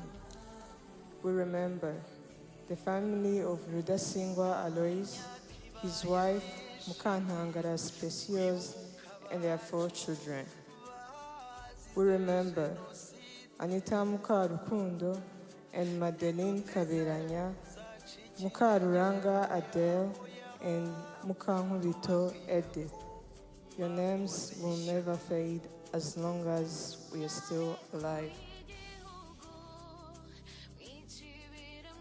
Humura Rwanda rwacu, abawe turi inyuma yawe. Tuzakubaka, tuguhanagura amarira warize, tuguhindura igihugu gitemba amata n'ubuki, kandi cyuzuyemo amahoro n'urukundo. Turibuka umuryango wa Rwamfizi, Emerette Mukangondo, Marie Colette Kayitesi, Jeanne d'Arc Uwamariya, Dafroze Mukamusoni n'abana be Irene na Samantha. Turibuka Shobore Dismas, Rutsarika Auguste n'abana be batatu. Amazina yanyu ntazazima tukiriho. Rwanda, tu es plus qu'un leader, car tu as su avancer malgré des jambes sans force. Voilà pourquoi nous commémorons tes enfants massacrés. Nous nous souvenons de la famille de Leisaba Damas, Tendiyumva Donat, Mujayezu Domina, Munga Jean Gilbert et Ouassé Delphine.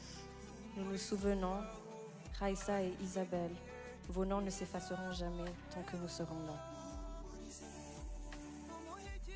Here we have experienced pain and lost our siblings, but let unity strengthen us as we honor those who died by choosing to change and inspire future generations. We remember the family of Matthias and his wife Maria and their 8 children, and we remember Kawaiza Jean, Kurunziza Paul, Mukanyarwanya Peace, Mutaganga Aloise. Your names will never fade as long as we're still alive. Rwanda, twebwe abana bawe turahari ngo tugwanagura amarira barizo. Imbaraga z'ejo hazaza ni twe. Humura ntibizongera ukundi. Turibuka umuryango wa Biniga, umugore wa Françoise n'abana be Yovita, Egide na Aimable. Turibuka Kabega Laurence na Mukabuyigo Chantal. Amazina yanyu ntazazima tukiriho.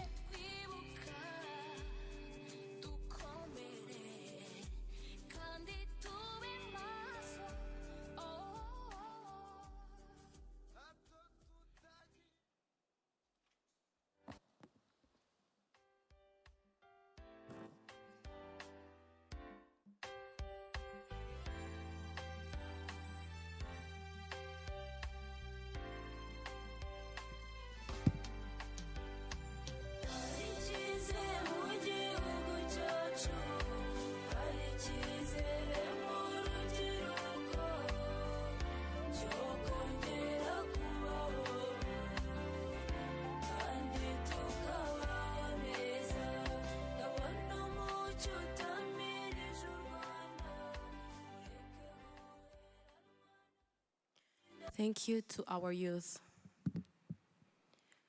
We now transition into our panel discussion centered on this year's theme, Kwibuka, memory, justice, and the legacy we carry forward.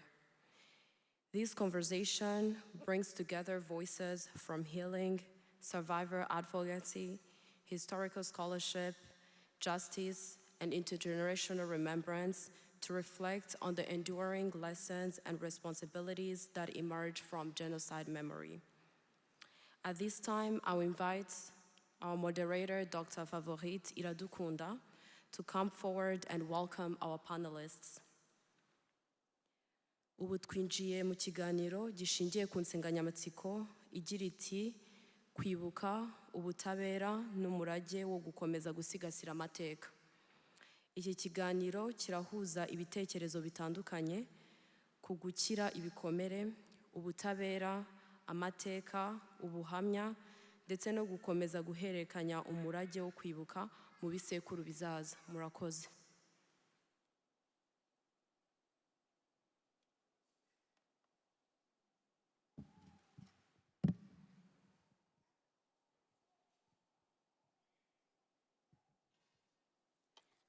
My name is Favorite Iradukunda, as introduced just a few moments ago. I'm a survivor and honored to serve as the Vice President of Ibuka USA, and I'll be moderating the panel. It is my honor to welcome our speakers today. Please know that I'm going to read their bios, but we have shortened their bios to spend more time on our conversation today. You can find more about them online. I will start by introducing Dr. Shast Uwihoreye. Dr. Shast, please come forward.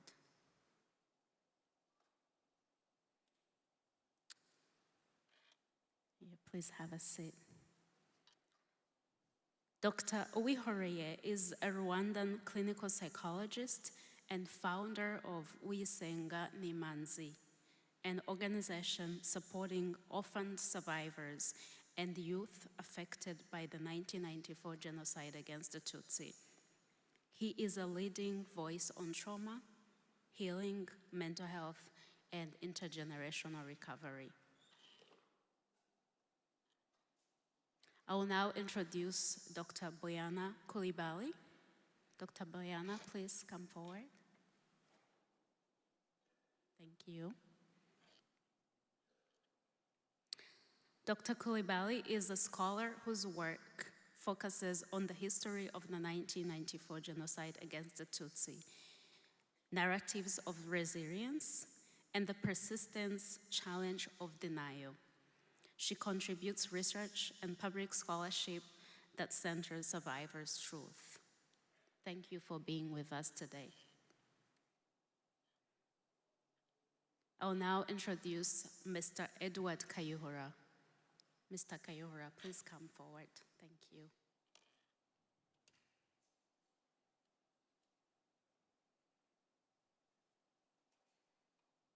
Mr. Edward Kayihura is a survivor of the 1994 genocide against the Tutsi and co-author of Inside the Hotel Rwanda. He is an attorney and transitional justice expert. He has worked extensively on accountability, post-conflict reconstruction, and survivor advocacy. Thank you all for being with us. I'll now move closer to my seat so that we can begin our conversation.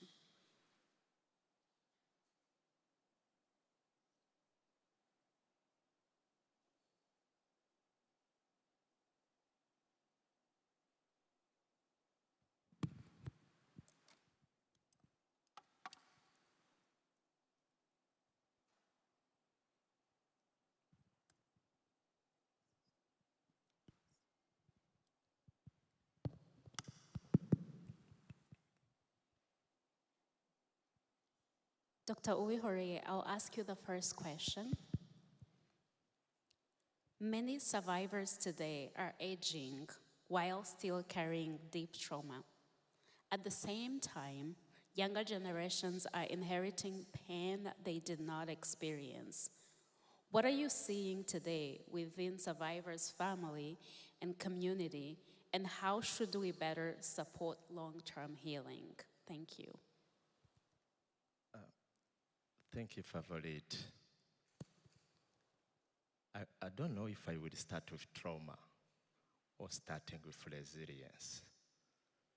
When I was hearing Reveille, I was thinking, will I start by trauma and mental health issues, or will I start by resilience? Allow me a little bit to talk in Kinyarwanda. Yes, please. Kubera ko ari cyo numva cyane, ndabona na hano muri sala aribo benshi turimo. Nari natekereje gutangira ku kibazo nk'icyabajije kuvuga ihungabana n'ibibazo by'ubuzima bwo mu mutwe, ariko ndavuga ntari kuhahera ku budaheranwa. Ku budaheranwa nkurikije ibyo Reveille yavuze, kuko nibazaga ngo survivors of genocide, nari nazanye n'ibistatistike by'ubushakashatsi, noneho ngezeho ndibaza, ariko survivors of genocide, who is not affected in terms of mental health? A survivor who is not affected. Ndebye uko Reveille ahagaze akomeye atubwira, ndavuga ntari kumenya hari n'imbaraga. Byatumye njya mu migani ya Kinyarwanda kuko ndayikunda. I don't know if younger people will be able to understand. There is a Rwandan proverb saying that when erosion comes and to go with like trees. Every tree goes with a small land. Agati kajyanywe n'isuri kajyana iteka n'agataka. There is something that remain. Iyo urebye reveriye n'abandi twicaye aha, nagusaba gutekereza uti what remained that helped me to move on and to stand here. Kandi birahari byinshi. Reveriye yakomeje atubwire tani, atubwira ko yashibutse, atubwira ko yakoze ubukwe, atubwira ko ari mu Busuwisi. Navuga ngo nawe wicaye aha, survivor wanyuze muri jani gize, ushobora gusanga nawe warashibutse, ushobora gusanga hari icyo wahereyeho, ushobora gusanga hari ibigushyigikiye. Ndavuga ni nicyo ndi buhereho. Ndibaza rero nti ibyo natekereje, ariko mbise ntekereza reflection to try to define what is resilience. I was thinking, as the Reverend was saying, resilience for survivors of genocide is an accepting of living, as the Reverend said, live while you ask yourself, what this happened? Why me? Why my parents, brothers, sisters have been killed? Why? And you accepted to live, to study, to work, to marry, to have children, without having a response of because. Abo twari kumwe ejo muri Survivors Union, murabyibuka twararirimbye kuki wabyemeye. Kuki wabyemeye? Dusoza tutabonye impamvu, ariko dusoza tuvuga ko tugomba gukomeza kubaho nubwo tutabonye kubera ko. When hearing Reverien n'abandi bafite stories, I was thinking resilience, it's not only the absence of pain, it's not only the absence of what we call traumatic symptoms, but resilience is accepting the pain, but also continue to live, to struggle. You know, in another Rwandan proverb that says, yuciye hakomeye hatagukomerekeje haragukomeza. What does not kill you make you strong. Twanyuza hakomeye, twarakomeretse, ariko Reverien n'abandi barakomeye. That's resilience. Resilience, I was just reflecting loudly, but I thought that resilience is that capacity of, let me say, seeing the light while you are in darkness. Isn't it? Reverien n'abandi babonye urumuri mu gihe umwijima wari ubabundikiye. And what they did, bagerageje no guha urumuri abandi, barwereka abandi, baranarurema. Reverien mwumvise etani n'umuryango barema n'urumuri mu gihe umwijima ubabundikiye. That's resilience we have. Resilience, natekereje ni rimwe na rimwe n'ukwemera kubana tutabona n'impamvu tubana. Accept to live together while it's very difficult to live together. And the survivors accepted to live together. while it's challenging, it's difficult, twemeye kubana tubaho mu gihe byari bikomeye kubana. Iyo ni resilience.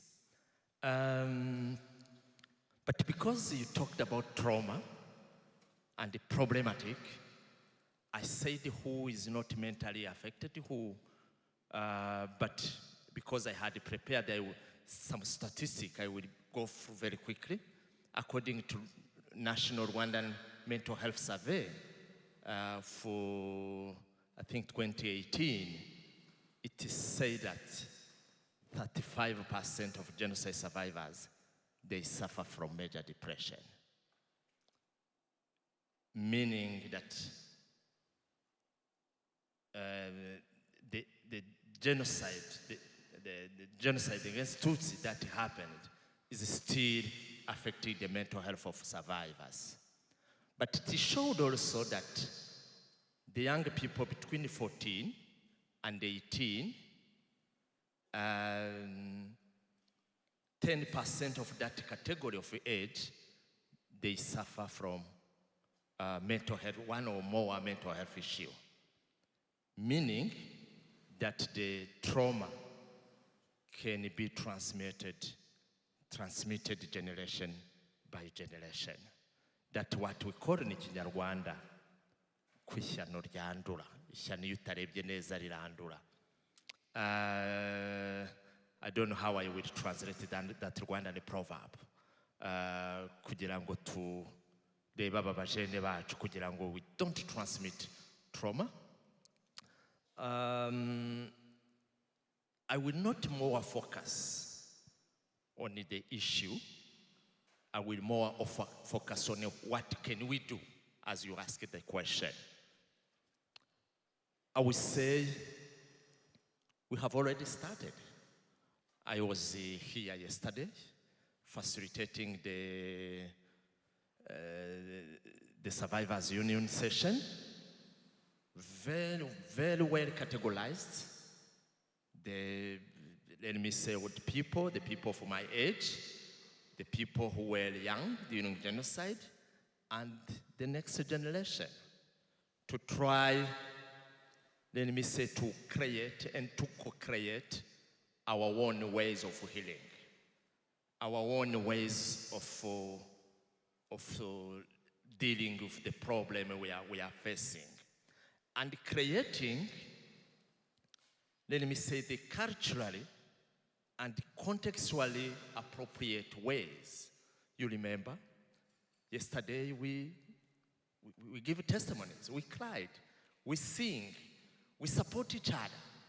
And in the Rwandan way, context, the collective healing is one of the approach. And I will really ask the supporters to support these kind of initiatives. Initiative of this really co-created approach by survivors themselves, because they are expert. Sometimes you call me who started the mental health in school, but I think the survivors of genocide, the people who experienced the genocide, they are the ones who are expert. They know better what they suffer from, and probably they may tell us how to support them. And I think this approach of healing together, supporting together, you know the Rwandan proverb saying, "Ijoro libarwa riraye," no one can tell better a story than the one who lived it. So they are the one who are expert. So I totally ask people, supporters, to continue to support this initiative, but also how the trauma is transmitted. The trauma, I think, is transmitted in a kind of 4 ways. The first one is transmitted through the parenting style. ejo umenya naravuze ko ihungabana rishobora kwandura mu kureresha ibikomere, mu kureresha ihungabana. When parents are traumatized, they can transmit trauma to their children when they use this parenting style that is affected. That's one way. The second way is when the children, our kids, they are confused. They want to know reality. They want to know our history. And the parents, we don't have words to tell to our kids what happened to their parents. And sometimes it's not easy. At the same time, the children, the young people, they don't have the good question to ask those sensitive, let me say, question around the stories, around what happened to their parents and their families. So I would say we need to tell to the next generation the truth. What happened to our families? What happened to their parents? And by telling the truth, the real history, we are at the same time healing, at the same time preventing the transmission of trauma. The last way, I will not really more focus is biological. Some sciences talk about the biological transmission. So, as I was saying, the healing together in a survivor union, in a group, in a collective spaces, how can we start thinking about healing together in our families? How do I tell my story to my kids? And how my kids ask what happened to me? So I think I was even discussing with Ibuka leaders yesterday how we start really supporting families. You know, even among like in couples, sometimes a husband does not know what happened to his wife, and a wife does not know what happened to her husband, and how the children will know what happened to them. So creating those spaces is one way of, let me say, preventing the transmission to our next generation. So to sum up, I would say trauma it's not a matter of time. It's not a matter of time. It's not saying that we are 32 years after genocide against Tutsi. It will be, let me say, is all her. But by time, it may be more complex and complicated.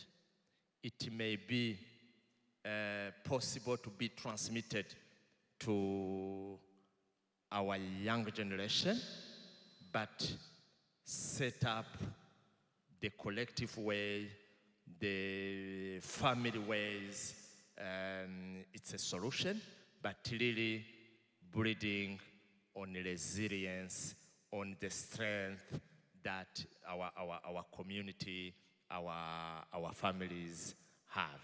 That's how I can respond to your question. Thank you.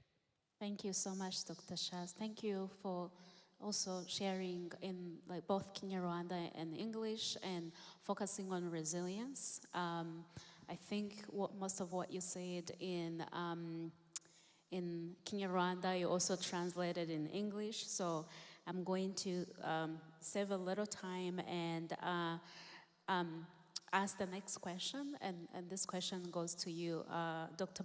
Boyana. As we move forward, part of what causes survivors to experience deep trauma today is that genocide denial and distortion are spreading rapidly. So my question is, why is this current moment so dangerous, in terms of how these distortions and denials are spreading, and what are the consequences when false narratives about the genocide against the Tutsi go unchallenged? Thank you. Thank you so much also for welcoming me here today.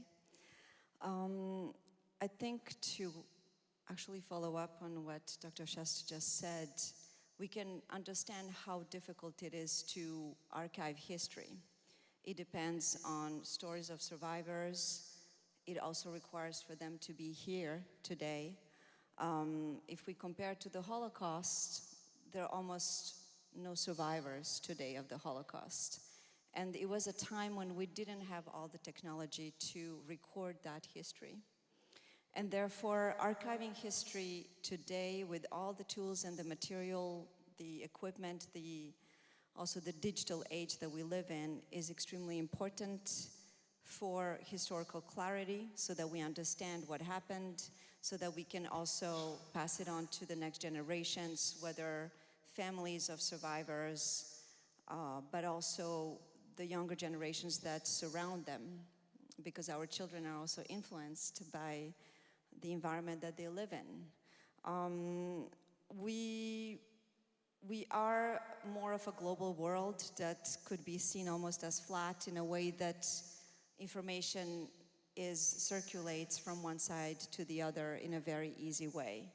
And therefore, it's important to think about how education and how information need to be working hand in hand, and also thinking about how we can make sure that this doesn't happen, not just in Rwanda, but in the entire world. And we can see what are the dangers. Actually, we can see more and more that there's, I would say, less and less clarity, globally speaking. You all are here today, and I always say every Kwibuka, every commemoration, I learn new things. I hear new testimonies, I meet new people. From the person that greets me at the airport, everybody has a story. Everybody has a book to write, and I really invite everybody to write their books, because this is the only thing that we can pass on after we're no longer there. And therefore, genocide denial takes several forms. There was the original form, which is the one that makes people simply deny genocide. Nothing happened in 1994, from April to July. We've heard it until very recently. Today, with the technology we have, with the access to information that we have, it's much more difficult to choose that direct path of denying genocide. Also because there is a clear recognition by the United Nations and by a number of countries, even by the General Assembly, being recognized by all the member states that there was a genocide, and one genocide in 1994, the genocide against the Tutsi. So genocide deniers, whether they're personally involved because they come from Rwanda and are denying genocide for a number of reasons. One reason could be to flee from justice because they're responsible, or children who are trying to protect their families who have participated in genocide. And this is actually the case of a large network of children of perpetrators who are also trying to protect the history or their parents, particularly in Europe, Belgium, France, etc. And then there is a genocide denial that is being done because often also some Rwandans have a hard time accepting that it was not done in their name. I'm speaking about this because this is something that happened in my own country. I was born in Bosnia, and we also experienced a war in 1992 and a genocide in Srebrenica in 1995. I come from the group that committed genocide, and in my own family, there are family members who deny genocide because they feel it's a personal thing, and I would be very happy to discuss this with Dr. Shastis. When the group that perpetrated the genocide, members of that group deny genocide because they're saying it didn't happen in my name.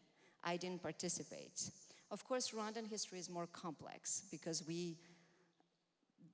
the first who suffered from being targeted were the ones who said no to the genocide, who said no to the genocide ideology. And I've seen this also in Eastern Congo, where I traveled and collected testimonies of what we call the Banyarwanda, Hutu and Tutsi, who live in Eastern Congo in North Kivu, after the separation of borders during the Berlin Conference. One part of Rwanda, of the former ancient Rwanda, was cut into Congo, and today is Congolese. So these people are Congolese.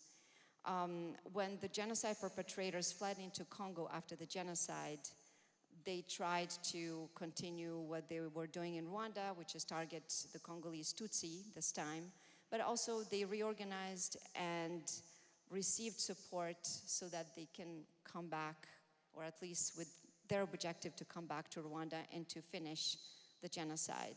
So to come back to the testimonies that I collected, some of the Hutu Banyarwanda, the former genocide perpetrators who created new groups, new armed groups, tried to recruit them to target the Tutsi of Congo, and also to be part of that project of returning to Rwanda.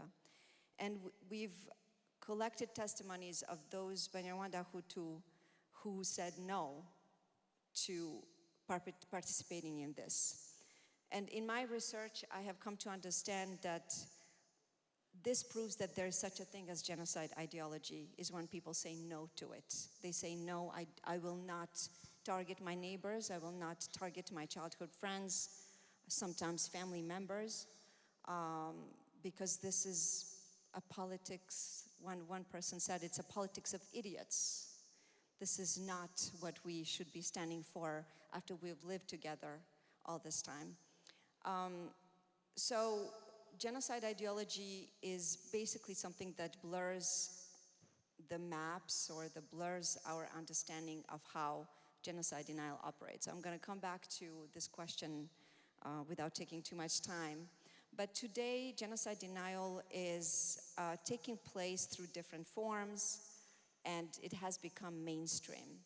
Like I said, originally we denied genocide directly. There was no genocide. Today, it's not possible to do that. Actually, we prosecute genocide denial. There was a trial 2 years ago in France against Charles Nana, who is an author and who was convicted for denial of the 1994 genocide against the Tutsi. It's the first one that took place in France. Of course, there were several cases as well in Rwanda, because it's important to prevent repetition and recurrence. Charles Nana himself started by saying there was no genocide from April to July 1994. But that's not even what made him be convicted. It is these dubious forms of genocide denial that we hear today in many forms. One very, very well known is the theory of double genocide. If we understand that each group committed genocide against each other, in a way it's like saying there was no genocide. These were just inter-ethnic killings. There were inter-ethnic tensions, and each group committed murders against each other and killings. And this is not what happened, of course. But we are still using that method to deny genocide, so we will be saying that, yes, the Tutsi were targeted in 1994 between April and July. However, the Tutsi then targeted the Hutu, or it could also be at the same time. This is one of the main and I would say most effective theory of genocide denial.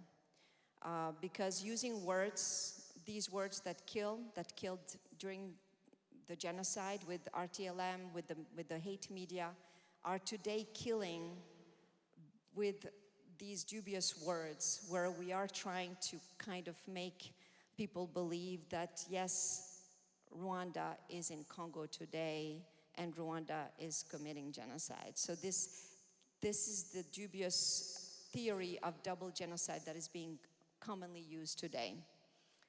Without any facts, without any historical truth, we are using these words in a very light way, and yet it is not what is happening.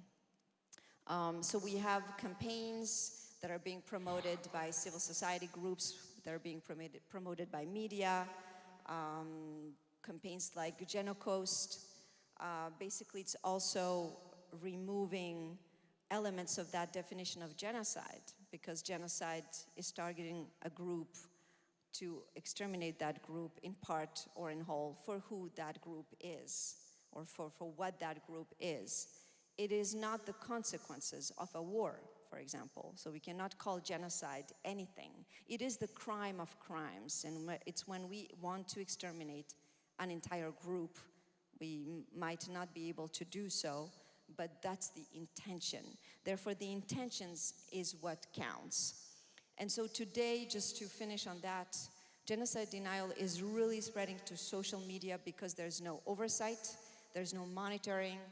We, as researchers and scholars, are bound by ethics of research, by methodologies that force us to cross-check information, to verify information, to show evidence. We can have a hypothesis, but until we show that evidence, it doesn't really exist. We would not get our degrees. However, today on social media, even the conventional media, we can say anything. Even the conventional media is not bound by these ethical expectations anymore, by their own editorial chiefs and so on. Because people are thinking, it's okay, it will be drowned in more information and we don't have to come back to it. And one last thing, while artificial intelligence is extremely good and important for us because we do so much more, I'm thinking even in terms of healthcare, mental care, et cetera, artificial intelligence helps us to really continue getting ahead.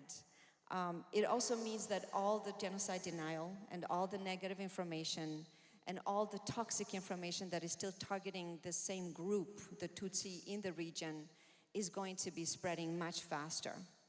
And those who have access to these tools are even the most dangerous, whether it's media and whether it's social media. Everything that comes on social media that is being published there is going to take an exponential impact or have an exponential impact. So our children, the future generations who don't know anything about the history of Rwanda or the region, when they're going to do a search on the internet, they're going to have access to that wrong information. So I think those are the main challenges, and I think that it's our collective responsibility for our children not to come to normalize this kind of violence where they would be scrolling on their screens and seeing dead bodies and people getting cut with machetes, because it's still happening today in Congo, even people being burned alive and their flesh being consumed. So cannibalism is going on our screens, and we should not normalize these kind of things, but we should do everything we can to teach history, but also to fight against genocide denial and genocide ideology. Thank you. Thank you so much. Arakoze cyane. Dr. Coulibaly akora ubushakashatsi ku bijyanye n'abahakana jenoside yakorewe Abatutsi, akaba avuze mu magambo makeya ko cyane cyane muri iki gihe imbuga nkoranyambaga zirakoreshwa mu guhakana, cyane cyane hagakoreshwa ibitekerezo byo kuvuga ko ngo mu Rwanda habaye jenoside ebyiri. Abantu bakagenda bakabivuga nta bushakashatsi buhari, turabizi ko bitabaye, ariko kubera ko bakoresha imbuga nkoranyambuga abantu bakabisoma bakabyemera. Icyo dusabye rero ni uko cyane cyane abarokotse jenoside twakwandika, twashaka uburyo amateka yacu tuyavuga, tukayavuga nk'uko ari, kandi twajya tubona ibyo bintu byose ntiduceceke, ahubwo tukabicalenjinga, kandi tugakoresha uburyo abana bacu batazakurira mu isi babona ibyo bitekerezo byo guhakana jenoside. Tubikora rero tubabwiza ukuri, tukababwira amateka. Murakoze cyane. I'm gonna move on with the next question, and this goes to you, Mr. Kayihura, and it's about justice, which is really connected to what Dr. Kuribari was saying. Many survivors are asking questions about justice as perpetrators are released. Fugitives still remain abroad, and genocide denial continues, as we just talked about. In today's reality, where do you believe justice stands for survivors of the genocide against the Tutsi?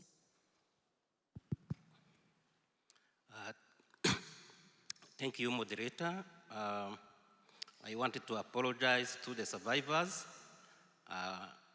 The way I understand the justice, we may not understand the justice the same way. As a survivor myself, and who contributed to the justice in my country,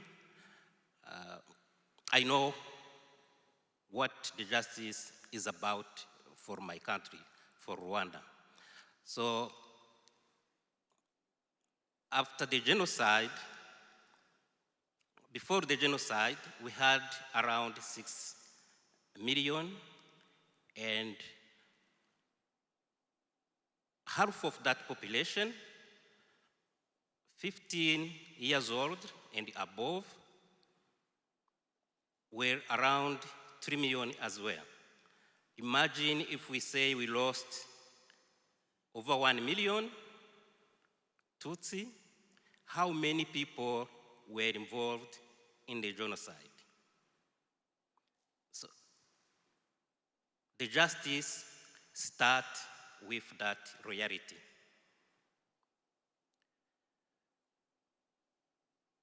Rwanda at that time, after genocide, chose accountability over impunity.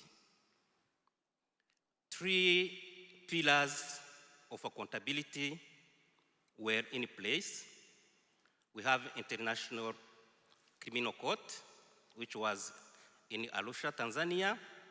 We have also National Court, National Ordinary Court, and later we had Gacaca Court.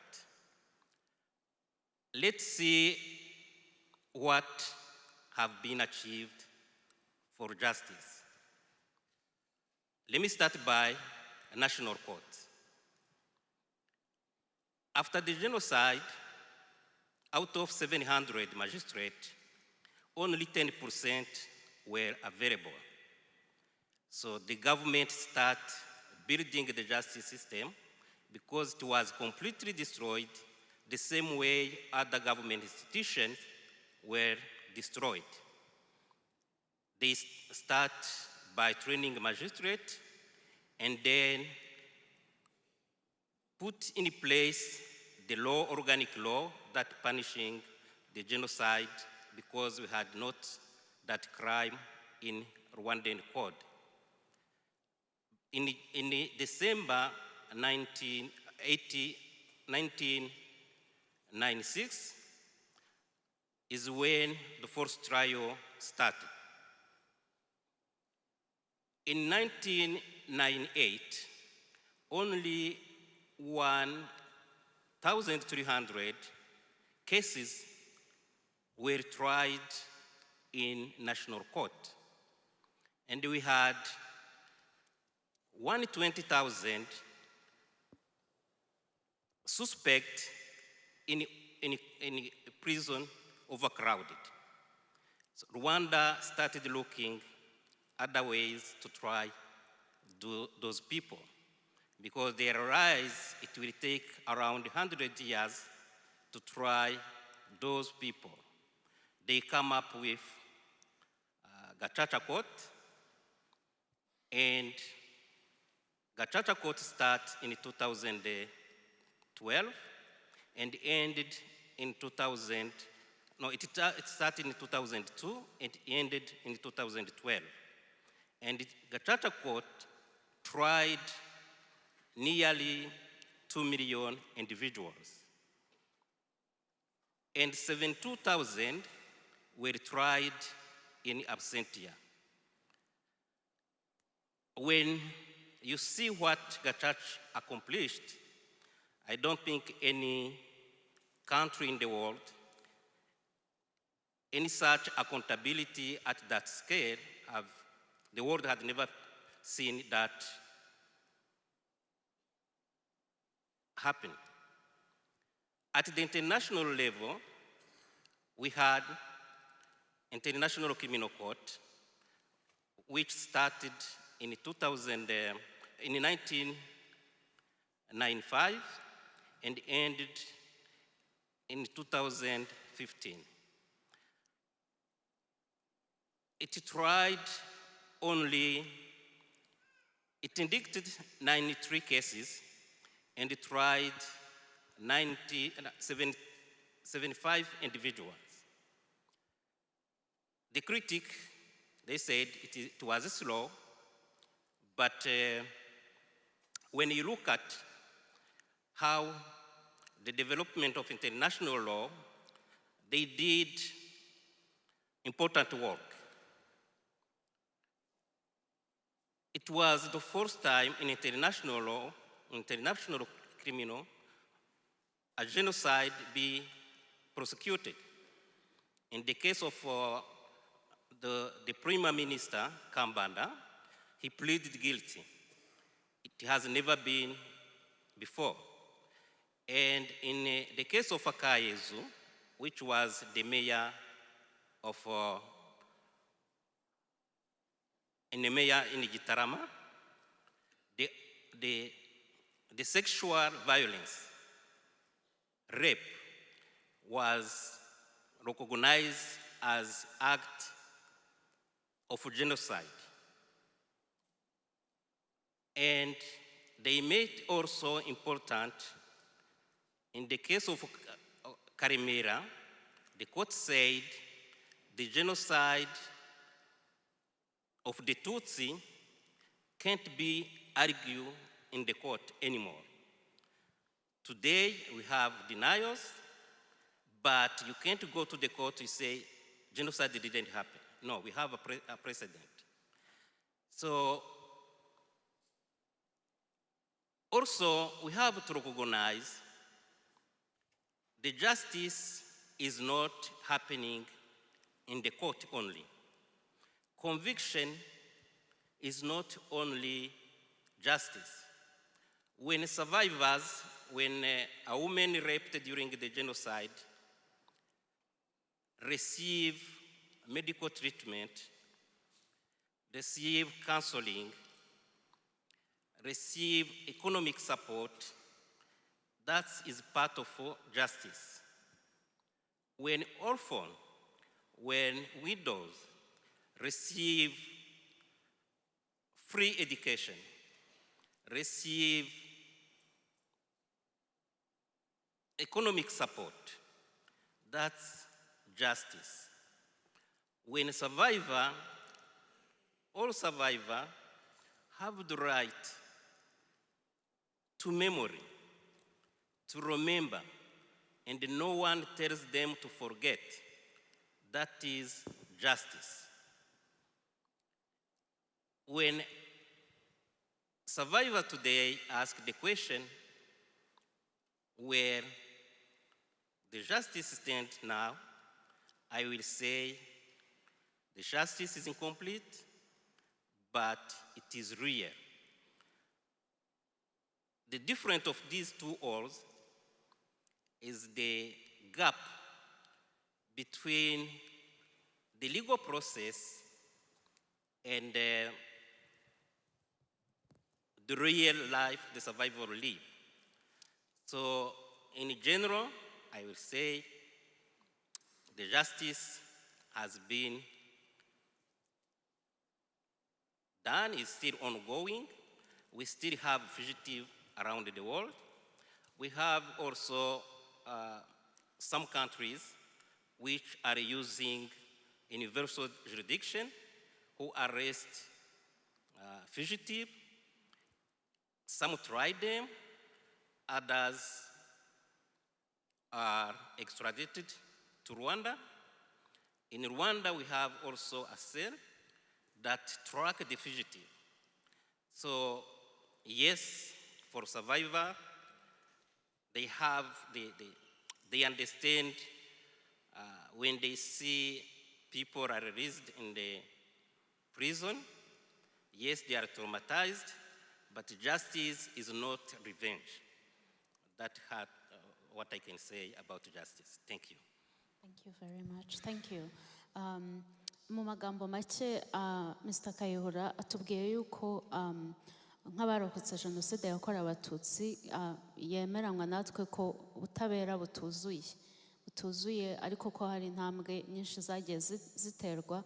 Asobanuye neza uko inkiko nyuma ya jenoside zari zifite cases nyinshi byashoboraga gutwara imyaka 100 kuri bitewe nuko batari bafite abacamanza bahagije. Hanyuma igihugu cyacu kizana igitekerezo cya gacaca murazizi ko zagiye zigenda kandi ko zihutishije imanza abantu bakagenda babona ubutabera. Kandi avuga ko ubutabera ntabwo ari bwo mu rukiko gusa, hari no gufasha survivors, hari gufasha abanyeshuri kwiga, abana mu mashuri, hari kuvuza abarokotse, hari ibintu byinshi byagiye bikorwa. Ariko nubwo ibyo byose byakozwe, turabizi yabivuze ko hari abantu bakihishahisha mu bihugu bigiye bitandukanye. Hari bamwe bagenda bafatwa, ariko hari n'abandi bagihari batarafatwa. Ubutabera rero burakomeje. I think we are running out of time. Unfortunately, I wish we could continue. I'll just ask you to say one thing, like not a sentence, one thing that you want everyone who's here to remember from your session. Just one thing, not a sentence. One thing, I will say 3. Denial is a tool of re-traumatizing. Denial is a tool of transmitting trauma because transmit confusion to our young generation. The second one, the good way to deal it is sharing our stories, our memories, and we can share in any way. In the way Reverie did, in a song, in drawings, in publication, in any way. Lastly, as a trauma can be transmitted, resilience can be transmitted. So let us focus to the transmission of resilience. Thank you. Thank you so much. I'll try to do one word.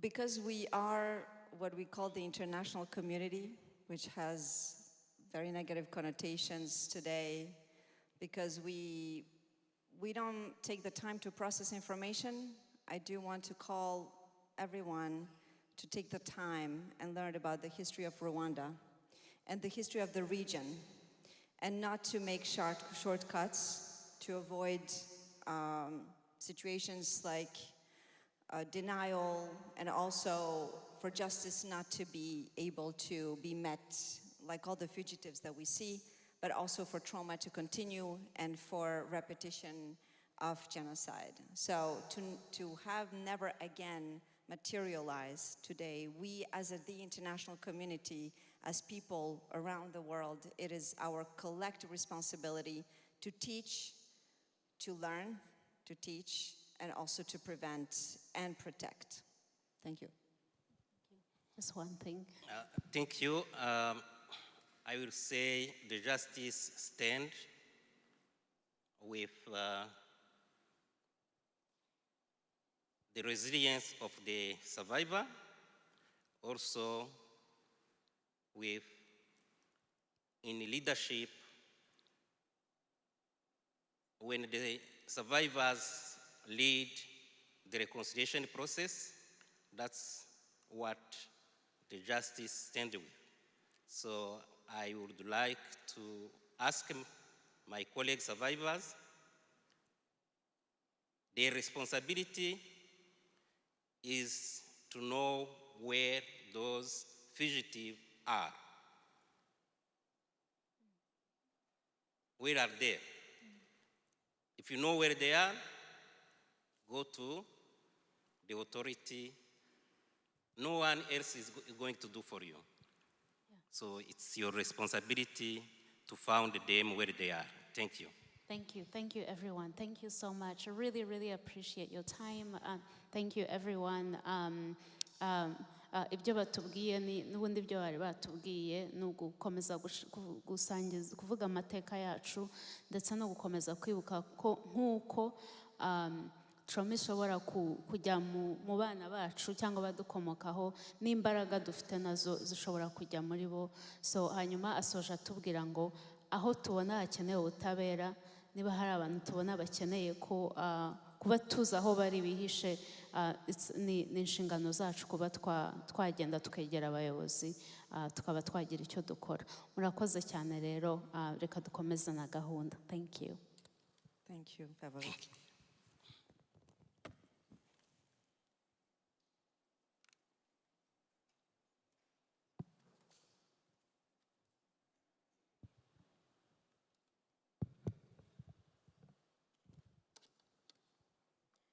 Thank you to our moderator and panelists for that meaningful discussion.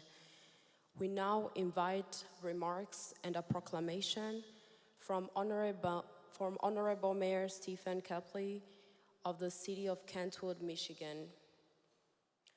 Tugiye kumva ijambo ry'umuyobozi w'umujyi wa Kentwood, Michigan.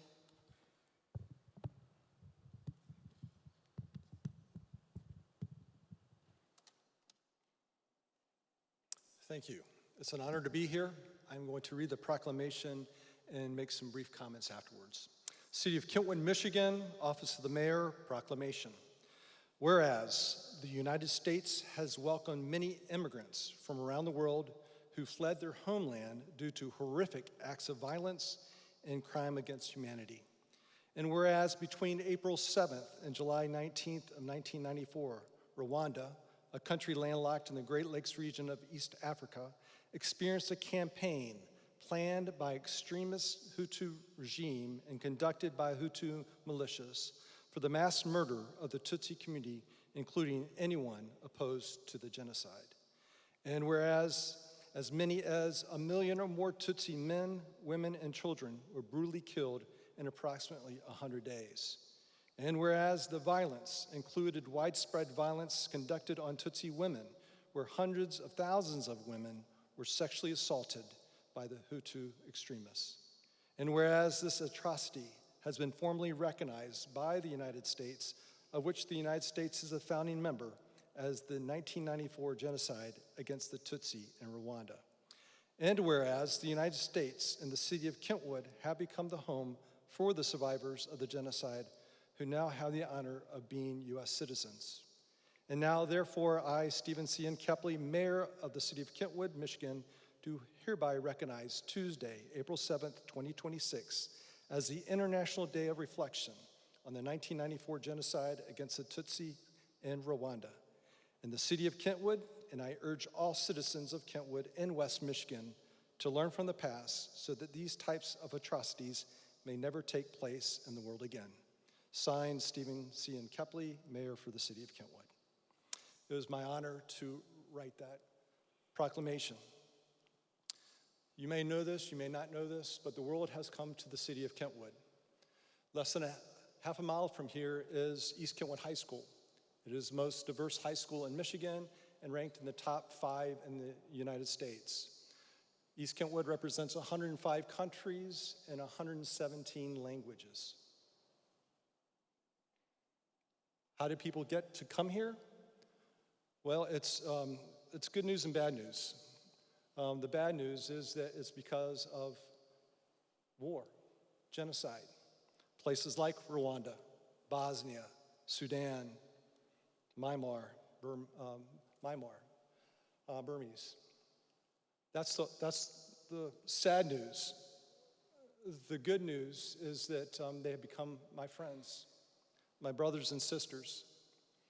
One of them his name is Sanel. He is from Bosnia.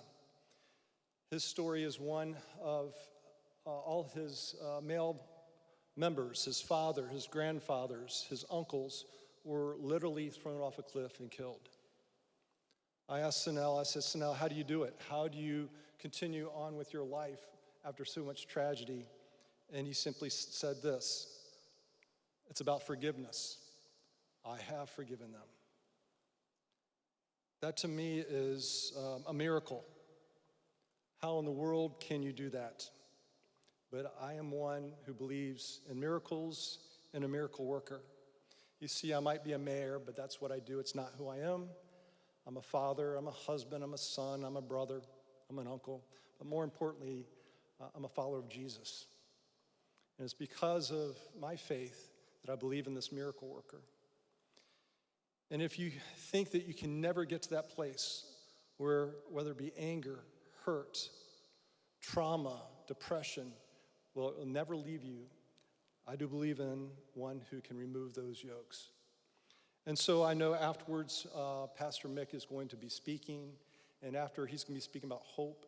And if you're one who maybe would consider some prayer, I will make myself available to you to allow God time and space to break yokes, whether it would be trauma, depression, or maybe a path for forgiveness.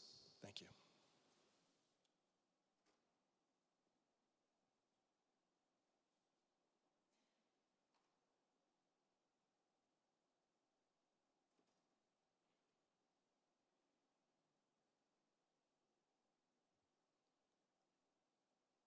Thank you, Mayor Kepley.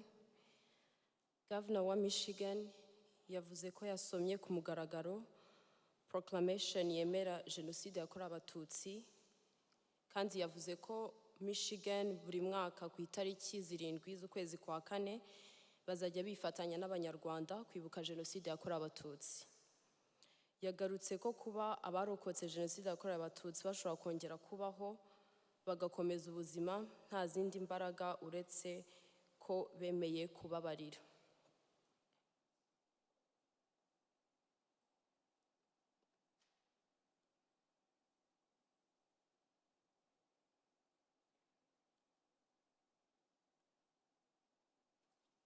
Now, we're about to hear and listen to the UN official address.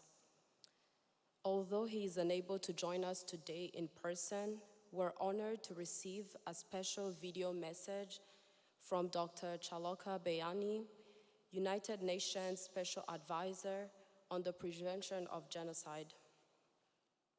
His message reflects on the continued global responsibility to protect human dignity, prevent atrocity crimes, and preserve memory through education and action. Please turn your attention to the screen as we receive remarks from Dr. Beyani. Nubwo atabashije kubana natwe uyu munsi, tugiye gukurikira ubutumwa bwa video bwa Dr. Chaloka Beyani, umujyanama mukuru w'umuryango w'abibumbye ushinzwe gukumira Jenoside. Turabasaba kureba kuri screen, murakoze.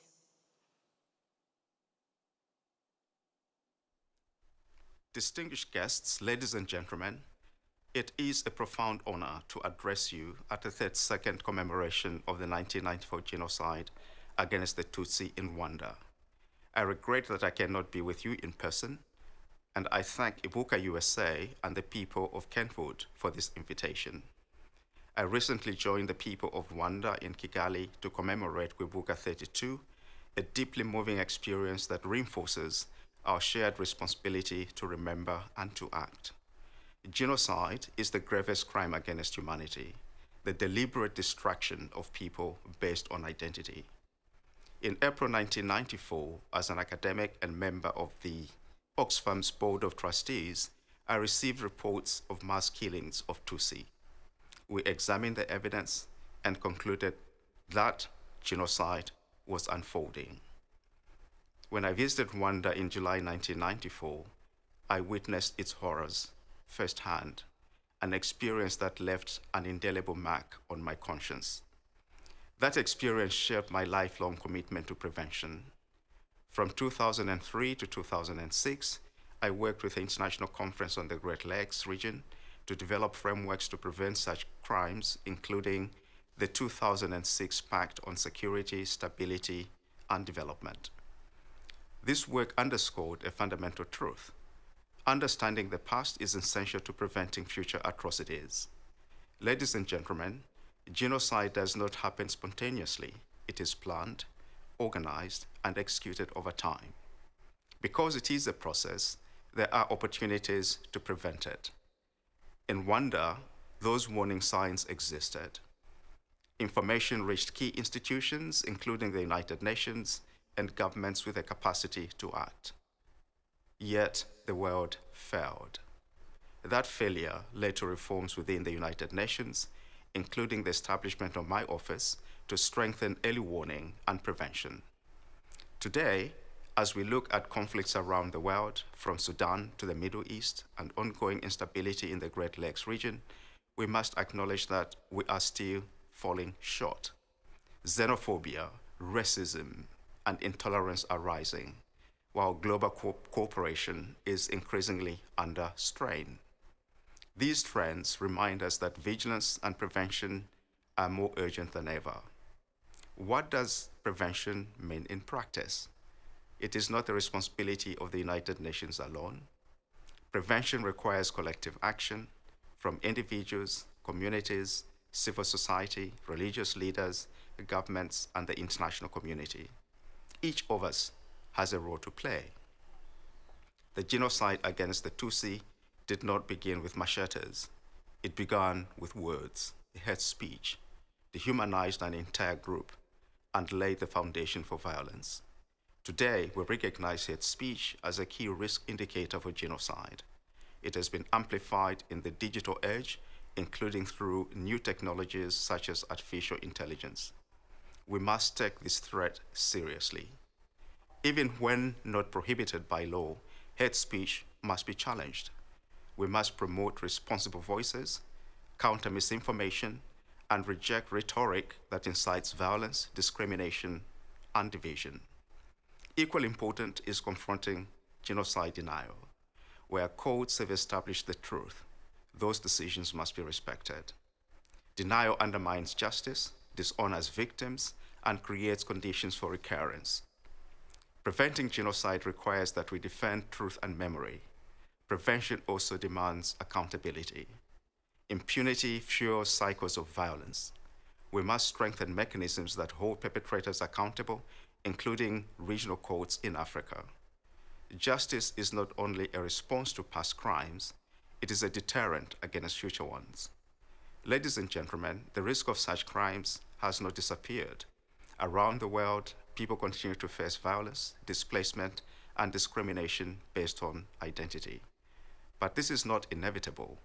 Rwanda has shown that recovery and reconciliation are possible with sustained commitment to justice, education, and social cohesion. This is a powerful reminder that resilience can be built even after unimaginable tragedy. As we commemorate the victims of the 1994 genocide against the Tutsi, let us renew our commitment to preventing such crimes wherever they may occur. Let us work to build societies grounded in dignity, equality, and respect for human rights. The most meaningful way to honor victims and survivors is to ensure that no one else suffers the same fate. This is our shared responsibility. This is our obligation. Thank you.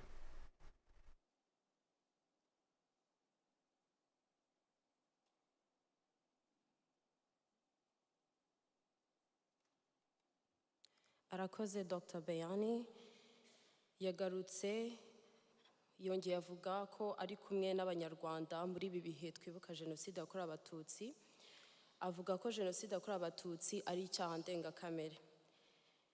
Yongeye agaruka ko jenoside itegurwa, ikigishwa ndetse igashyirwa no mu bikorwa. Yatanze urugero rw'ubwicanyi butandukanye buri hirya no hino ku isi harimo no muri Sudan, avuga ko ari inshingano zacu twese kurwanya ubwicanyi ndengakamere atari inshingano z'umuryango w'abibumbye gusa. Kwirinda jenoside ni ukugaragaza ukuri kwayo haharanirwa ubutabera. Yagarutse ko u Rwanda rwagaragaje ko kwiyubaka uhereye ku busa bishoboka nyuma y'ibikomere rwanyuzemo.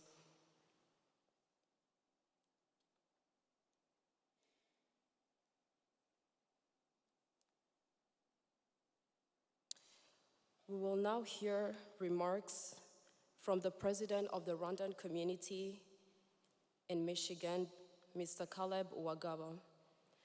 Mr. Caleb Uwagaba will also formally welcome Her Excellency Ambassador Mathilde Mukantabana, Ambassador of the Republic of Rwanda to the United States of America. Please join me in respectfully welcoming Mr. Caleb. Tugeze mu mwanya wo gukurikira ijambo ry'umuyobozi w'Abanyarwanda batuye muri Michigan, Bwana Caleb Uwagaba.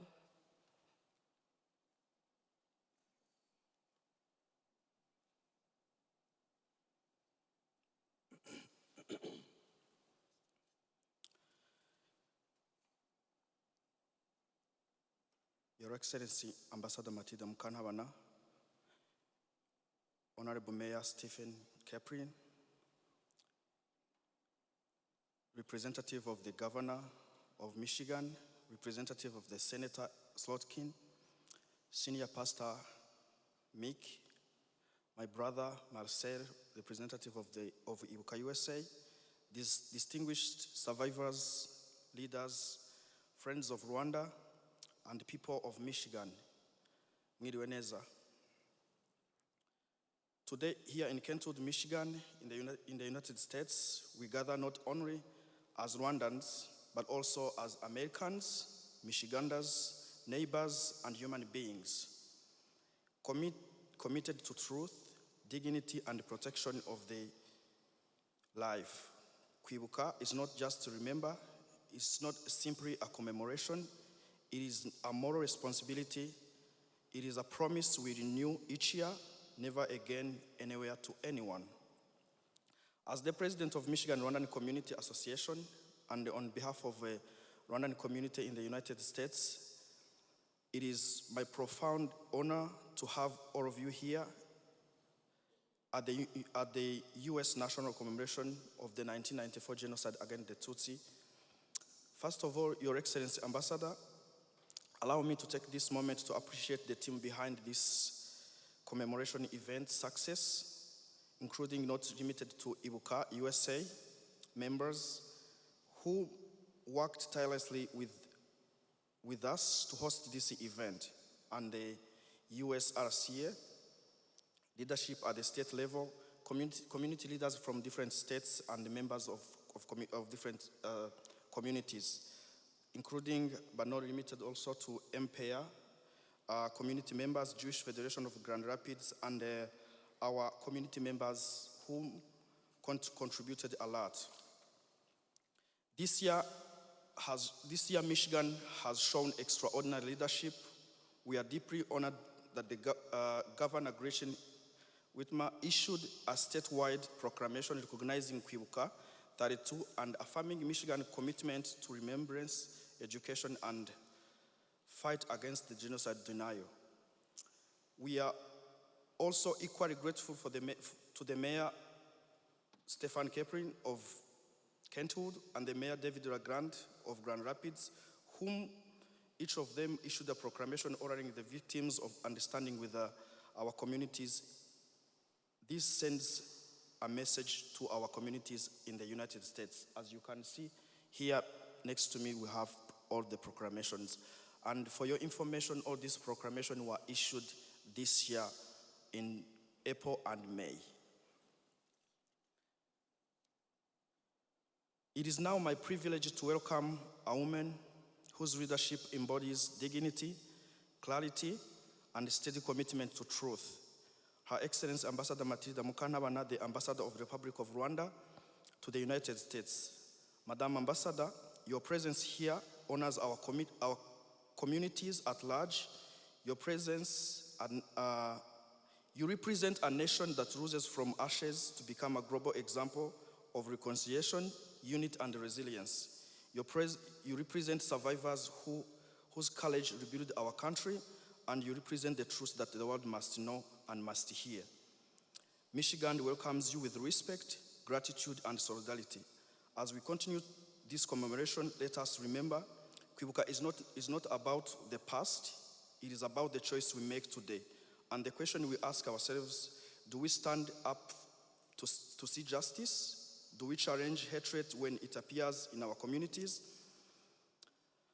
On behalf of the Michigan Rwandan Community Association and the U.S. Rwandan community abroad, I thank each and everyone who stand with us today. May we remember, may we reunite, may we renew. It is my honor now to welcome and invite Her Excellency Ambassador Matilda to deliver the Rwandan government address. Thank you. Murakoze cyane.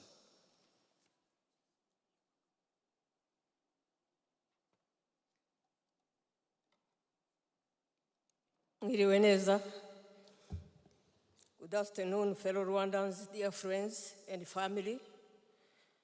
As we continue the 32nd commemoration of the 1994 genocide against the Tutsi, I would like to extend to you strength, comfort during this solemn period of remembrance. Today, we stand together to honor the more than 1 million lives lost and to reaffirm our shared commitment to memory, dignity, and resilience. Distinguished guests, first of all, let me start by extending my deepest gratitude to the Mayor of Kentwood, Mr. Stephen Kipley, for issuing this proclamation, but also for opening your door to the commemoration, as well as the Church of Kentwood. We were also lucky this morning also to have another proclamation from the Mayor of Grand Rapids, Michigan. These proclamations are powerful and meaningful. They are acts of recognition. They affirm that the memory of our loved ones resonates beyond the Rwanda borders, and that the values of truth and humanity have found home here in Michigan. Your continued presence and unwavering support remind us that we do not grieve alone. I would like to thank our distinguished panelists, Dr. Shast Wihoreye, Dr. Aboana Kuribari, Edward Kaihura, and Dr. Favorite Radukunda, because of your rich and informative discussion, Kwibuka, memory, justice, and legacy that we carry forward. You have really approached the whole theme of commemoration. That is, remember, unite, renew. Your insights have enriched this commemoration and deepened our collective understanding of what it means to remember with a purpose, to seek justice with courage, and to pass on a legacy. But my primary reason for being here is the recognition of survivors. This retreat is an essential step in the journey toward healing. Gathering in a community, sharing stories, and supporting one another is not simply a tradition, it's a lifeline. These moments foster resilience, restore dignity, and remind survivors that they are seen and their pain is acknowledged, and that they are not alone carrying the cross. To every survivor here, especially you, Reverien, it's very difficult to speak after you have spoken. Thank you for giving your story, because I have to read what the president of Rwanda said. At one point he said, reconciliation itself comes with a cost. Because you mentioned reconciliation. We had to ask the survivors of genocide for the impossible in order to restore our nation, to live together again with those who had watched murder their loved ones as their own children flourished. But we couldn't ask anything else to the perpetrators. Only survivors had something left to give. And what is left to give is their forgiveness. They are the only ones who can give that forgiveness, nobody else. They have something left to give. But at the same time, it's understandable, it's the most grueling to ask for anybody to forgive. You know, forgiveness comes at one pace, but one thing I have to tell you is that as a nation, our nation died. The whole nation died. But there was one tiny light left. And this is what is driving our country right now. You see, because they had to go beyond what I call the human equations and be able to say, we take grain and chaff together and we mold the nation. The good, the ugly, and be able to build something very beautiful. So, one thing I can say is, many of you have lost family. We have lost families. But many people are still carrying the trauma, they are carrying the wounds and the scars. We deeply commend your strength and your efforts to keep the life of hope alive. Although many of you have lost family, one thing I can tell you is that Rwanda, all of us are your family. We are bound not only by shared history, but by love, by memory, and by also an unbreakable commitment to one another. Kwibuka 32, under the theme Remember, Unite, Renew, is both a reflection and a call to action. We remember because truth matters. The genocide against the Tutsi was not spontaneous. They talked about it. All the speakers who came before talked about the planning. It was not, as some would make you believe, eruption of savage violence. Our humanity was tested to the limits. But here we are, here we remember, all of them, our parents, our sisters, our brothers, our neighbors. Our collective memory has allowed us to look within and reimagine what it means to live together. It has transformed remembrance into an enduring commitment to peace, unity, and development. We have transformed our wounded memory into fertile ground from which we draw lessons and strength. We remember because today, as you expressed very well, Gohana, the threat is no longer only silence. It's also a harmful perversion of the truth. It's a denial. It's a revisionism. The genocide was deliberately planned and executed. Across the world, there are organized efforts to rewrite the history of genocide, to minimize genocide, to deny its planning, or to promote false equivalencies between war and genocide. And I'm not going to talk about other things that it has evolved because of social media and other things happening today. So I call on all of you who are present here in this room to help us confront genocide ideology and to oppose with clarity, facts, and resolve. We remember so that the truth can triumph. We unite because unity is the foundation of resilience. After the genocide, Rwanda faced a choice. We could have remained trapped in a division or rebuild as one people. We faced immense challenges as a nation, but Rwanda chose unity of all the Rwandans. And it was not an easy choice. Forgiveness is not easy. Unity is not easy. And there was no manual, there was no template we had to follow. We had to find within ourselves, within our traditions, how we could move forward. And justice, even though it was not, like many types of justice, it was not perfect, but it allowed us to move forward because there was a sense of accountability. We chose to rebuild the nation around a shared identity. Ndi Umunyarwanda. I'm a Rwandan. And this was accompanied by deliberate policies and national commitment.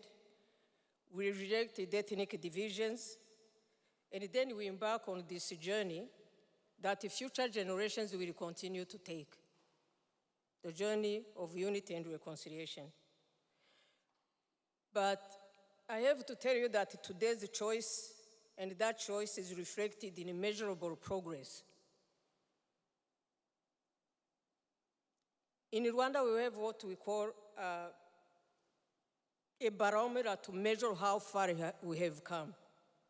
And the 2025 National Unity Barometer, among all the things that you could have measured throughout the whole country, an overwhelming percentage of Rwandans were affirming their pride in their national identity and recognized the importance of unity-building programs.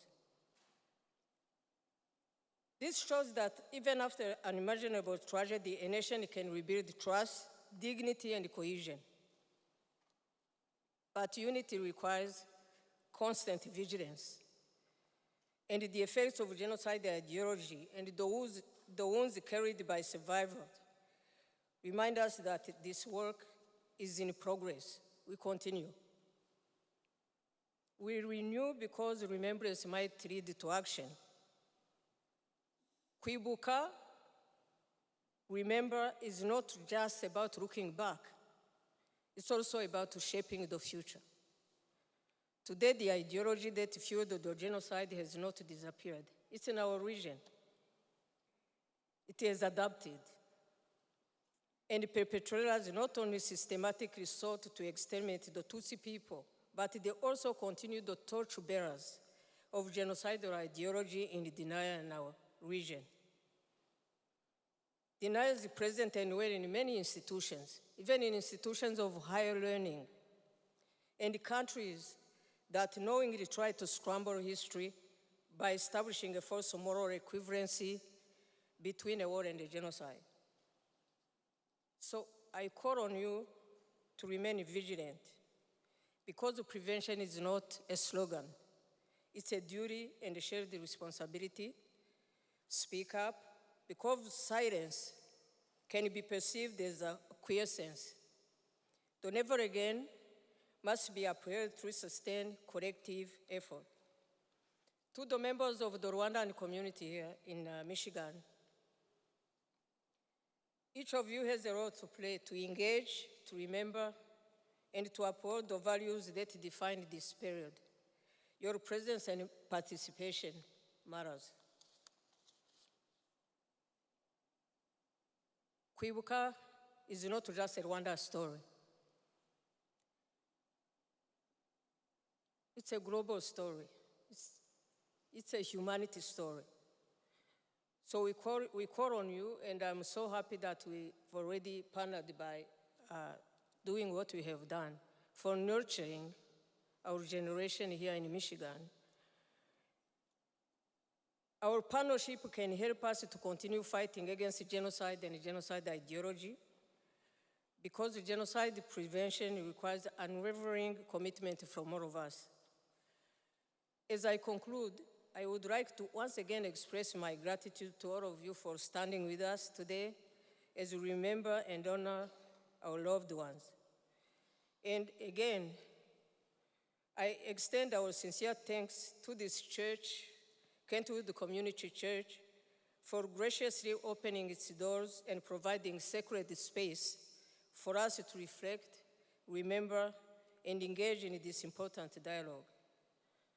Thank you, Ibuka US, Marcel, and your team that is here, and Caleb and the team from the community of Michigan for bringing us together and for your tireless dedication to the mission of remembrance, healing, and resilience.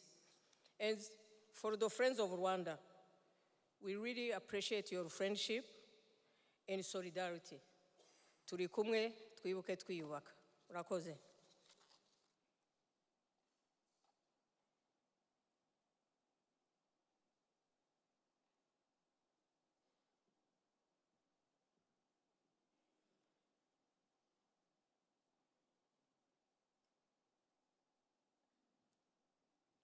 Murakoze cyane.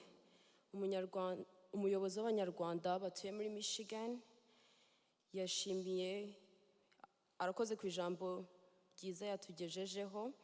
Yagarutse ku butwari bw'abarokotse Jenoside yakorewe Abatutsi, avuga ko kwemera gusangiza ubuhamya no gusigasira amateka atari ukomora ibikomere gusa, ahubwo ari ugusigasira amateka ndetse no kongera kugarura ubumuntu mu bantu, duharanira ko isi imenya icyo urwango ndengakamere rushobora gukora ndetse no kongera kwiyubaka uhereye ku busa ko bishoboka.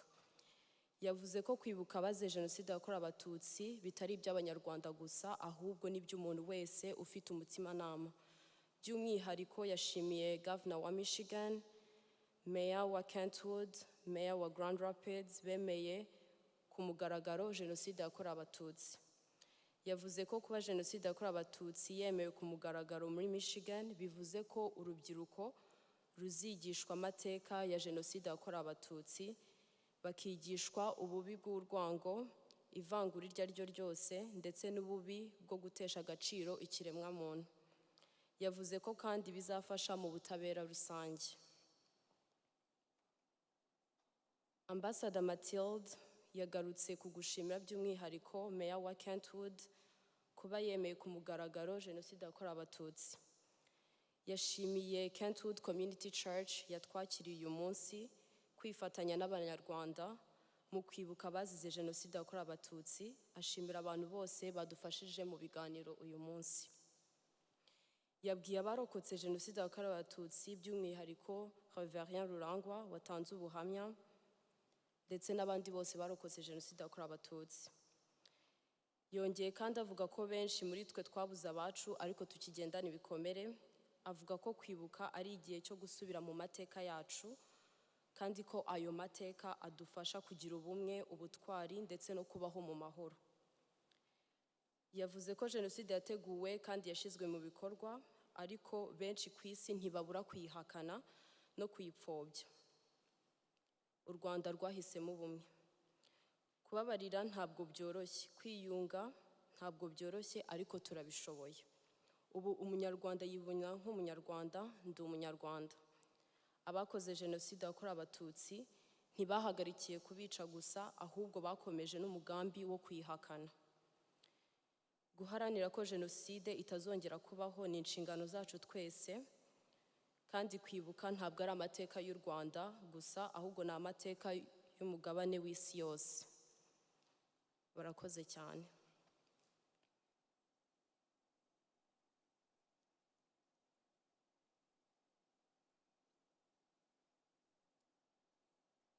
As we come close to this United States national commemoration of the 1994 genocide against the Tutsi, we do so with remembrance in our hearts and responsibility before us. We remember the lives that were lost, we honor the resilience of survivors, and we commit ourselves to truth, humanity, justice, and the prevention of genocide in its all forms. To offer our closing prayer and final reflection, I now invite the senior pastor of Kentwood Community Church, Pastor Vich. Thank you.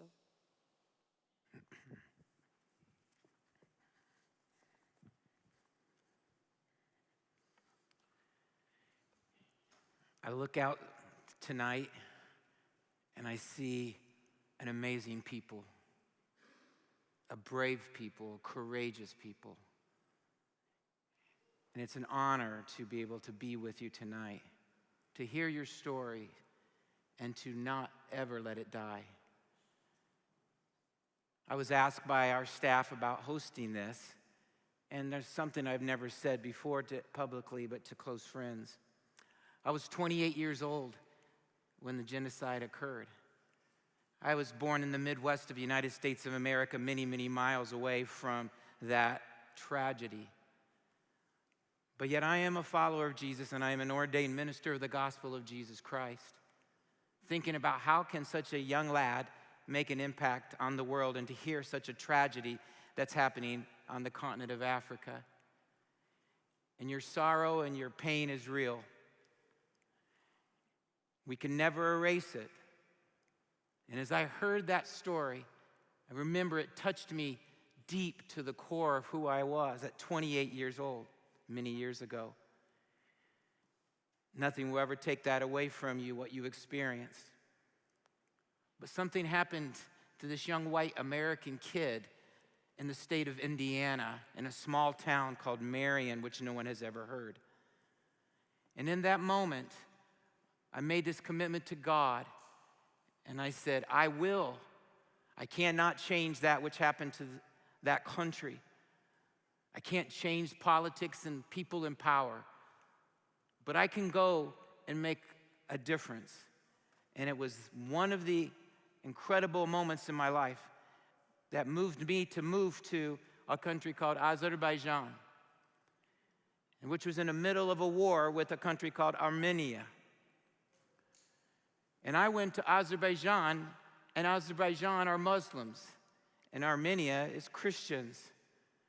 And people said, how can you as a minister of the gospel of Jesus Christ go and help those that are Muslims when you should be helping those that are Christians in Armenia? It was not that I was trying to ignore my brothers and sisters in Christ. It was more that I believe that everybody's created in the image of God. And although we may have differences about what that means and what that looks like, I was going to be the hands and feet to a people that desperately needed it at that moment. And for 10 years, I served and adopted and struggled alongside and learned.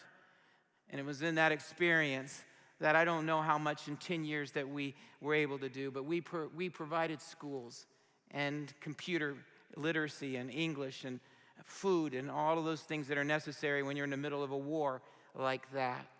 I know it wasn't genocide, but death is death regardless of what you call it. And it's evil and it's satanic. There is one. God is not the one that caused this. There's one who always desires to destroy. And when I was asked to host this, as the mayor said, we sit in the midst of a beautiful melting pot of pluralism, 105 languages. And this church that I serve, we have over 50 nations represented. We sing in 13 different languages. One of our own pastors is a refugee sitting in the front row right here.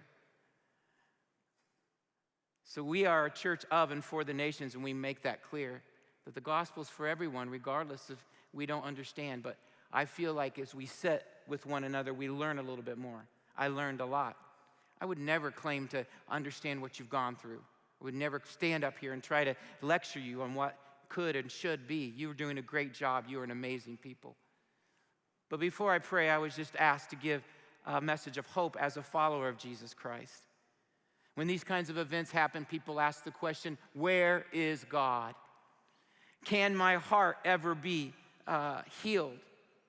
Is there hope after such devastation? Important questions.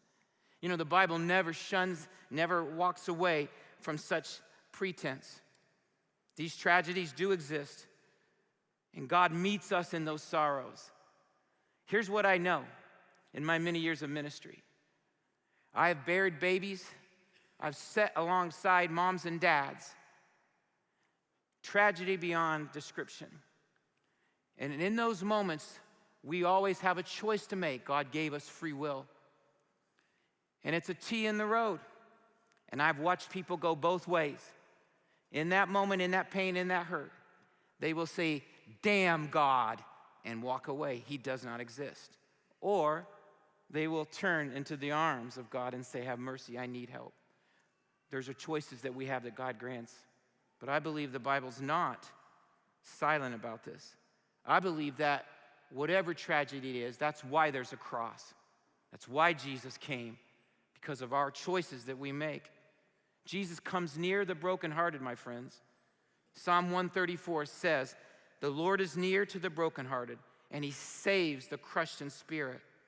One of the greatest challenges of our suffering and our pain is the lie that says to you, you are alone and you are abandoned. But the Bible tells us the opposite. God moves towards our brokenness. When tragedy strikes and people ask, where is God? My response to that is simply this. The answer is the gospel. That God said, I will come and I will see. And he sees every tear. And he hears every cry. And he, mark my word, knows every name. I believe that with every tragedy I've seen. The scriptures declares that Jesus was called a man of sorrow, acquainted with sorrows in Isaiah 53.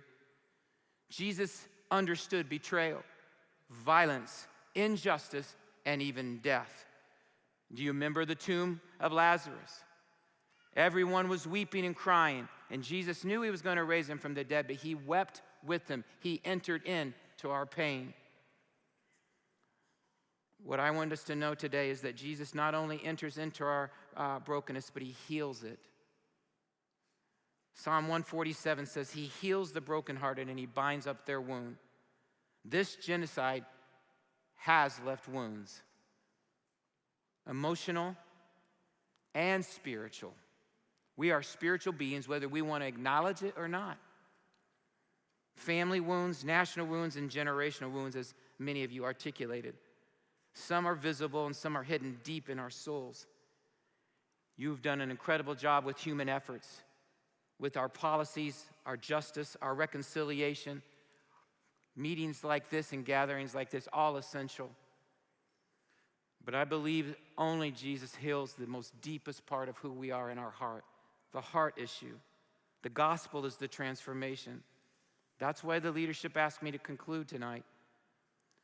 It means refusing to let evil have the final word. The resurrection of Jesus says death will not win. Hatred will not win. Darkness will not win, and evil will not win. From the ashes, we know that hope can arise. And many of you sit here as a testimony to that. If we were in church right now, we'd say amen. Is that not true? Jesus also brings comfort to those who mourn. Do you remember the Sermon on the Mount in Matthew 5? Blessed are those who mourn, for they will what? They will be comforted. This promise feels upside down in our world, doesn't it? But how can mourning be blessed? Because Jesus promises that sorrow is not the end of the story. Pain is not the end of the story. Biblical hope is not pretending that evil doesn't exist or pain does not exist. Biblical hope is the confidence that God will redeem that which seems unredeemable. One day, the Bible tells us, and this is our hope, you will never get full justice, but one day there will be justice. We should strive for justice in this day and in this hour. But one day, everyone will stand before God, whether we believe it or not. Every tear will be wiped away. Every injustice will be answered, and every wrong will be made right. Revelation 21 says, he will wipe away every tear from your eyes. There will be no more death or mourning or even crying or pain. The hope is possible because Jesus rose from the dead, and the resurrection changes everything. Suffering is temporary, death is defeated, and eternal life is offered to every single one of us. For those of us who believe the grave is not the end, there is this resurrection hope. And then finally, the hope for your country can move forward. The story that you carry must continue on. Loud, I learned so much, and clear. It's a testimony of survival, of rebuilding, reconciliation, grace, and God being a helper in the midst of so much evil.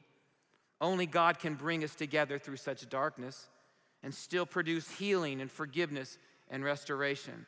The power of the gospel is simply this: Jesus not only saves our souls, he restores our lives, our families, our communities, and yes, even our nations.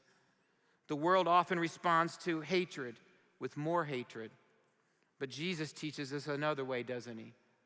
That answer is forgiveness over revenge, reconciliation over division, and love over hatred, and hope over despair. That hope is desperately needed in our world today. Rwanda is the example of that. You are a shining star. When my kids would go to the school in the early days when they were young, my wife would quote Philippians 2 to them, and it says, "You will shine like the stars in the universe."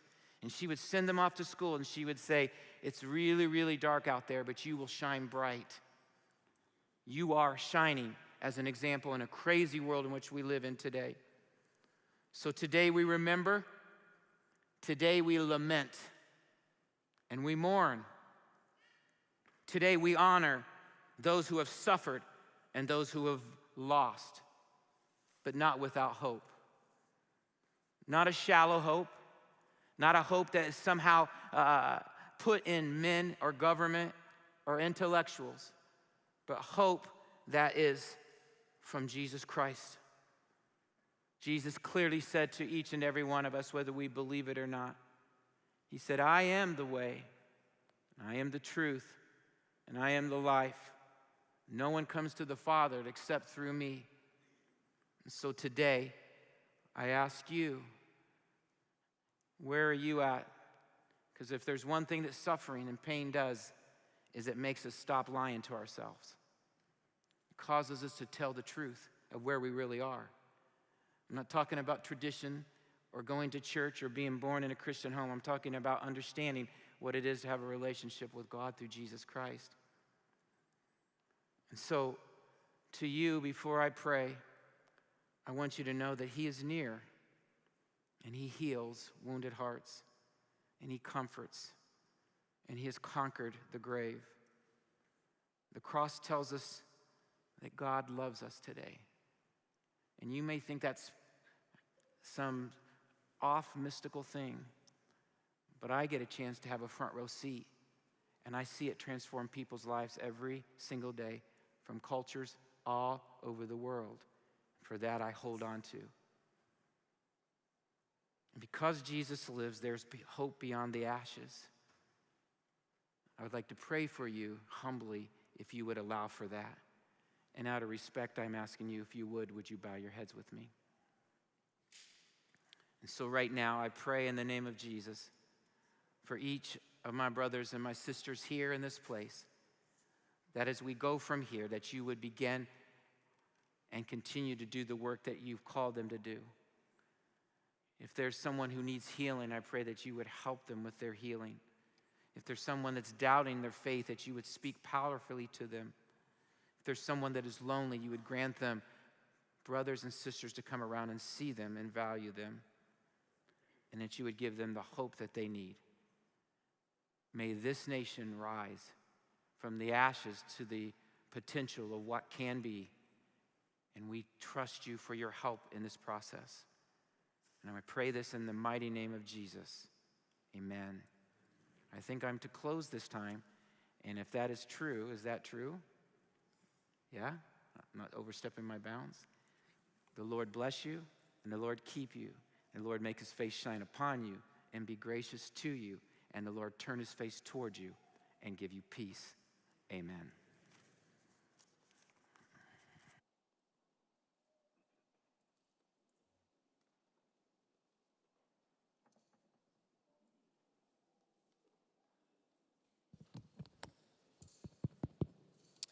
Thank you so much, Pastor Vich. On behalf of organizers, I would like to sincerely thank all our distinguished guests, speakers, survivors, faith leaders, community members, volunteers, and all those who joined us today in remembrance and solidarity. Special thanks to Kentwood Community Church for hosting us. May we continue to carry forward the responsibility of memory with courage, dignity, and humanity. Mr. Reverien Rurangwa, who gave us a testimony, brought books which are in the lobby, and he's also available to sign them. Please support his organization. We also have other survivors' books, and some of those books' authors are also in the lobby. Parents who left their children at the daycare, the protocol team will guide you to the daycare room. Mu izina ry'abateguye iki gikorwa turashimira byimazeyo abashyitsi bose, abatanze ibiganiro, abarokotse, abayobozi b'amadini, abakoranabushake ndetse n'ababifatanyije natwe bose muri iki gikorwa cyo kwibuka ku nshuro ya 32 Genocide yakorewe Abatutsi mu 1994 hano muri Leta Zunze Ubumwe za Amerika. Kwibuka ntibirangirira aha, ariko dukomeze kuzirikana abazize Genocide yakorewe Abatutsi, tubaha icyubahiro bambuwe kandi dukomeza gusigasira amateka yabo. Ndakangurira buri wese gukomeza kurwanya ingengabitekerezo ya Genocide aho iva ikagera no kuba aho ijwi ry'ukuri. By'umwihariko ndakangurira urubyiruko kumenya amateka yacu no kuyasigasira kuko ari twe tuzakomeza gutwara uwo murage w'ukuri n'ubumwe mu gihe kizaza. Reverien waduhaye ubuhamya yatuzaniye ibitabo, araza kuba ari muri lobby aho twinjiriye, ndetse dufite n'ibindi bitabo by'abarokotse Genocide yakorewe Abatutsi. Mukomere mwese, twibuke twiyubaka. Murakoze. Tâchons de faire que nos enfants aient raison d'espérer. Intambwe utera niryo shema tugukesha, tubibona nk'intero idusaba inyikirizo wa mushumba dutezeho. Uru rumuri dufite mu biganza byacu Rwanda, tuzarurinda icyarungabanya cyose, umwijima ntuzagaruka ukundi.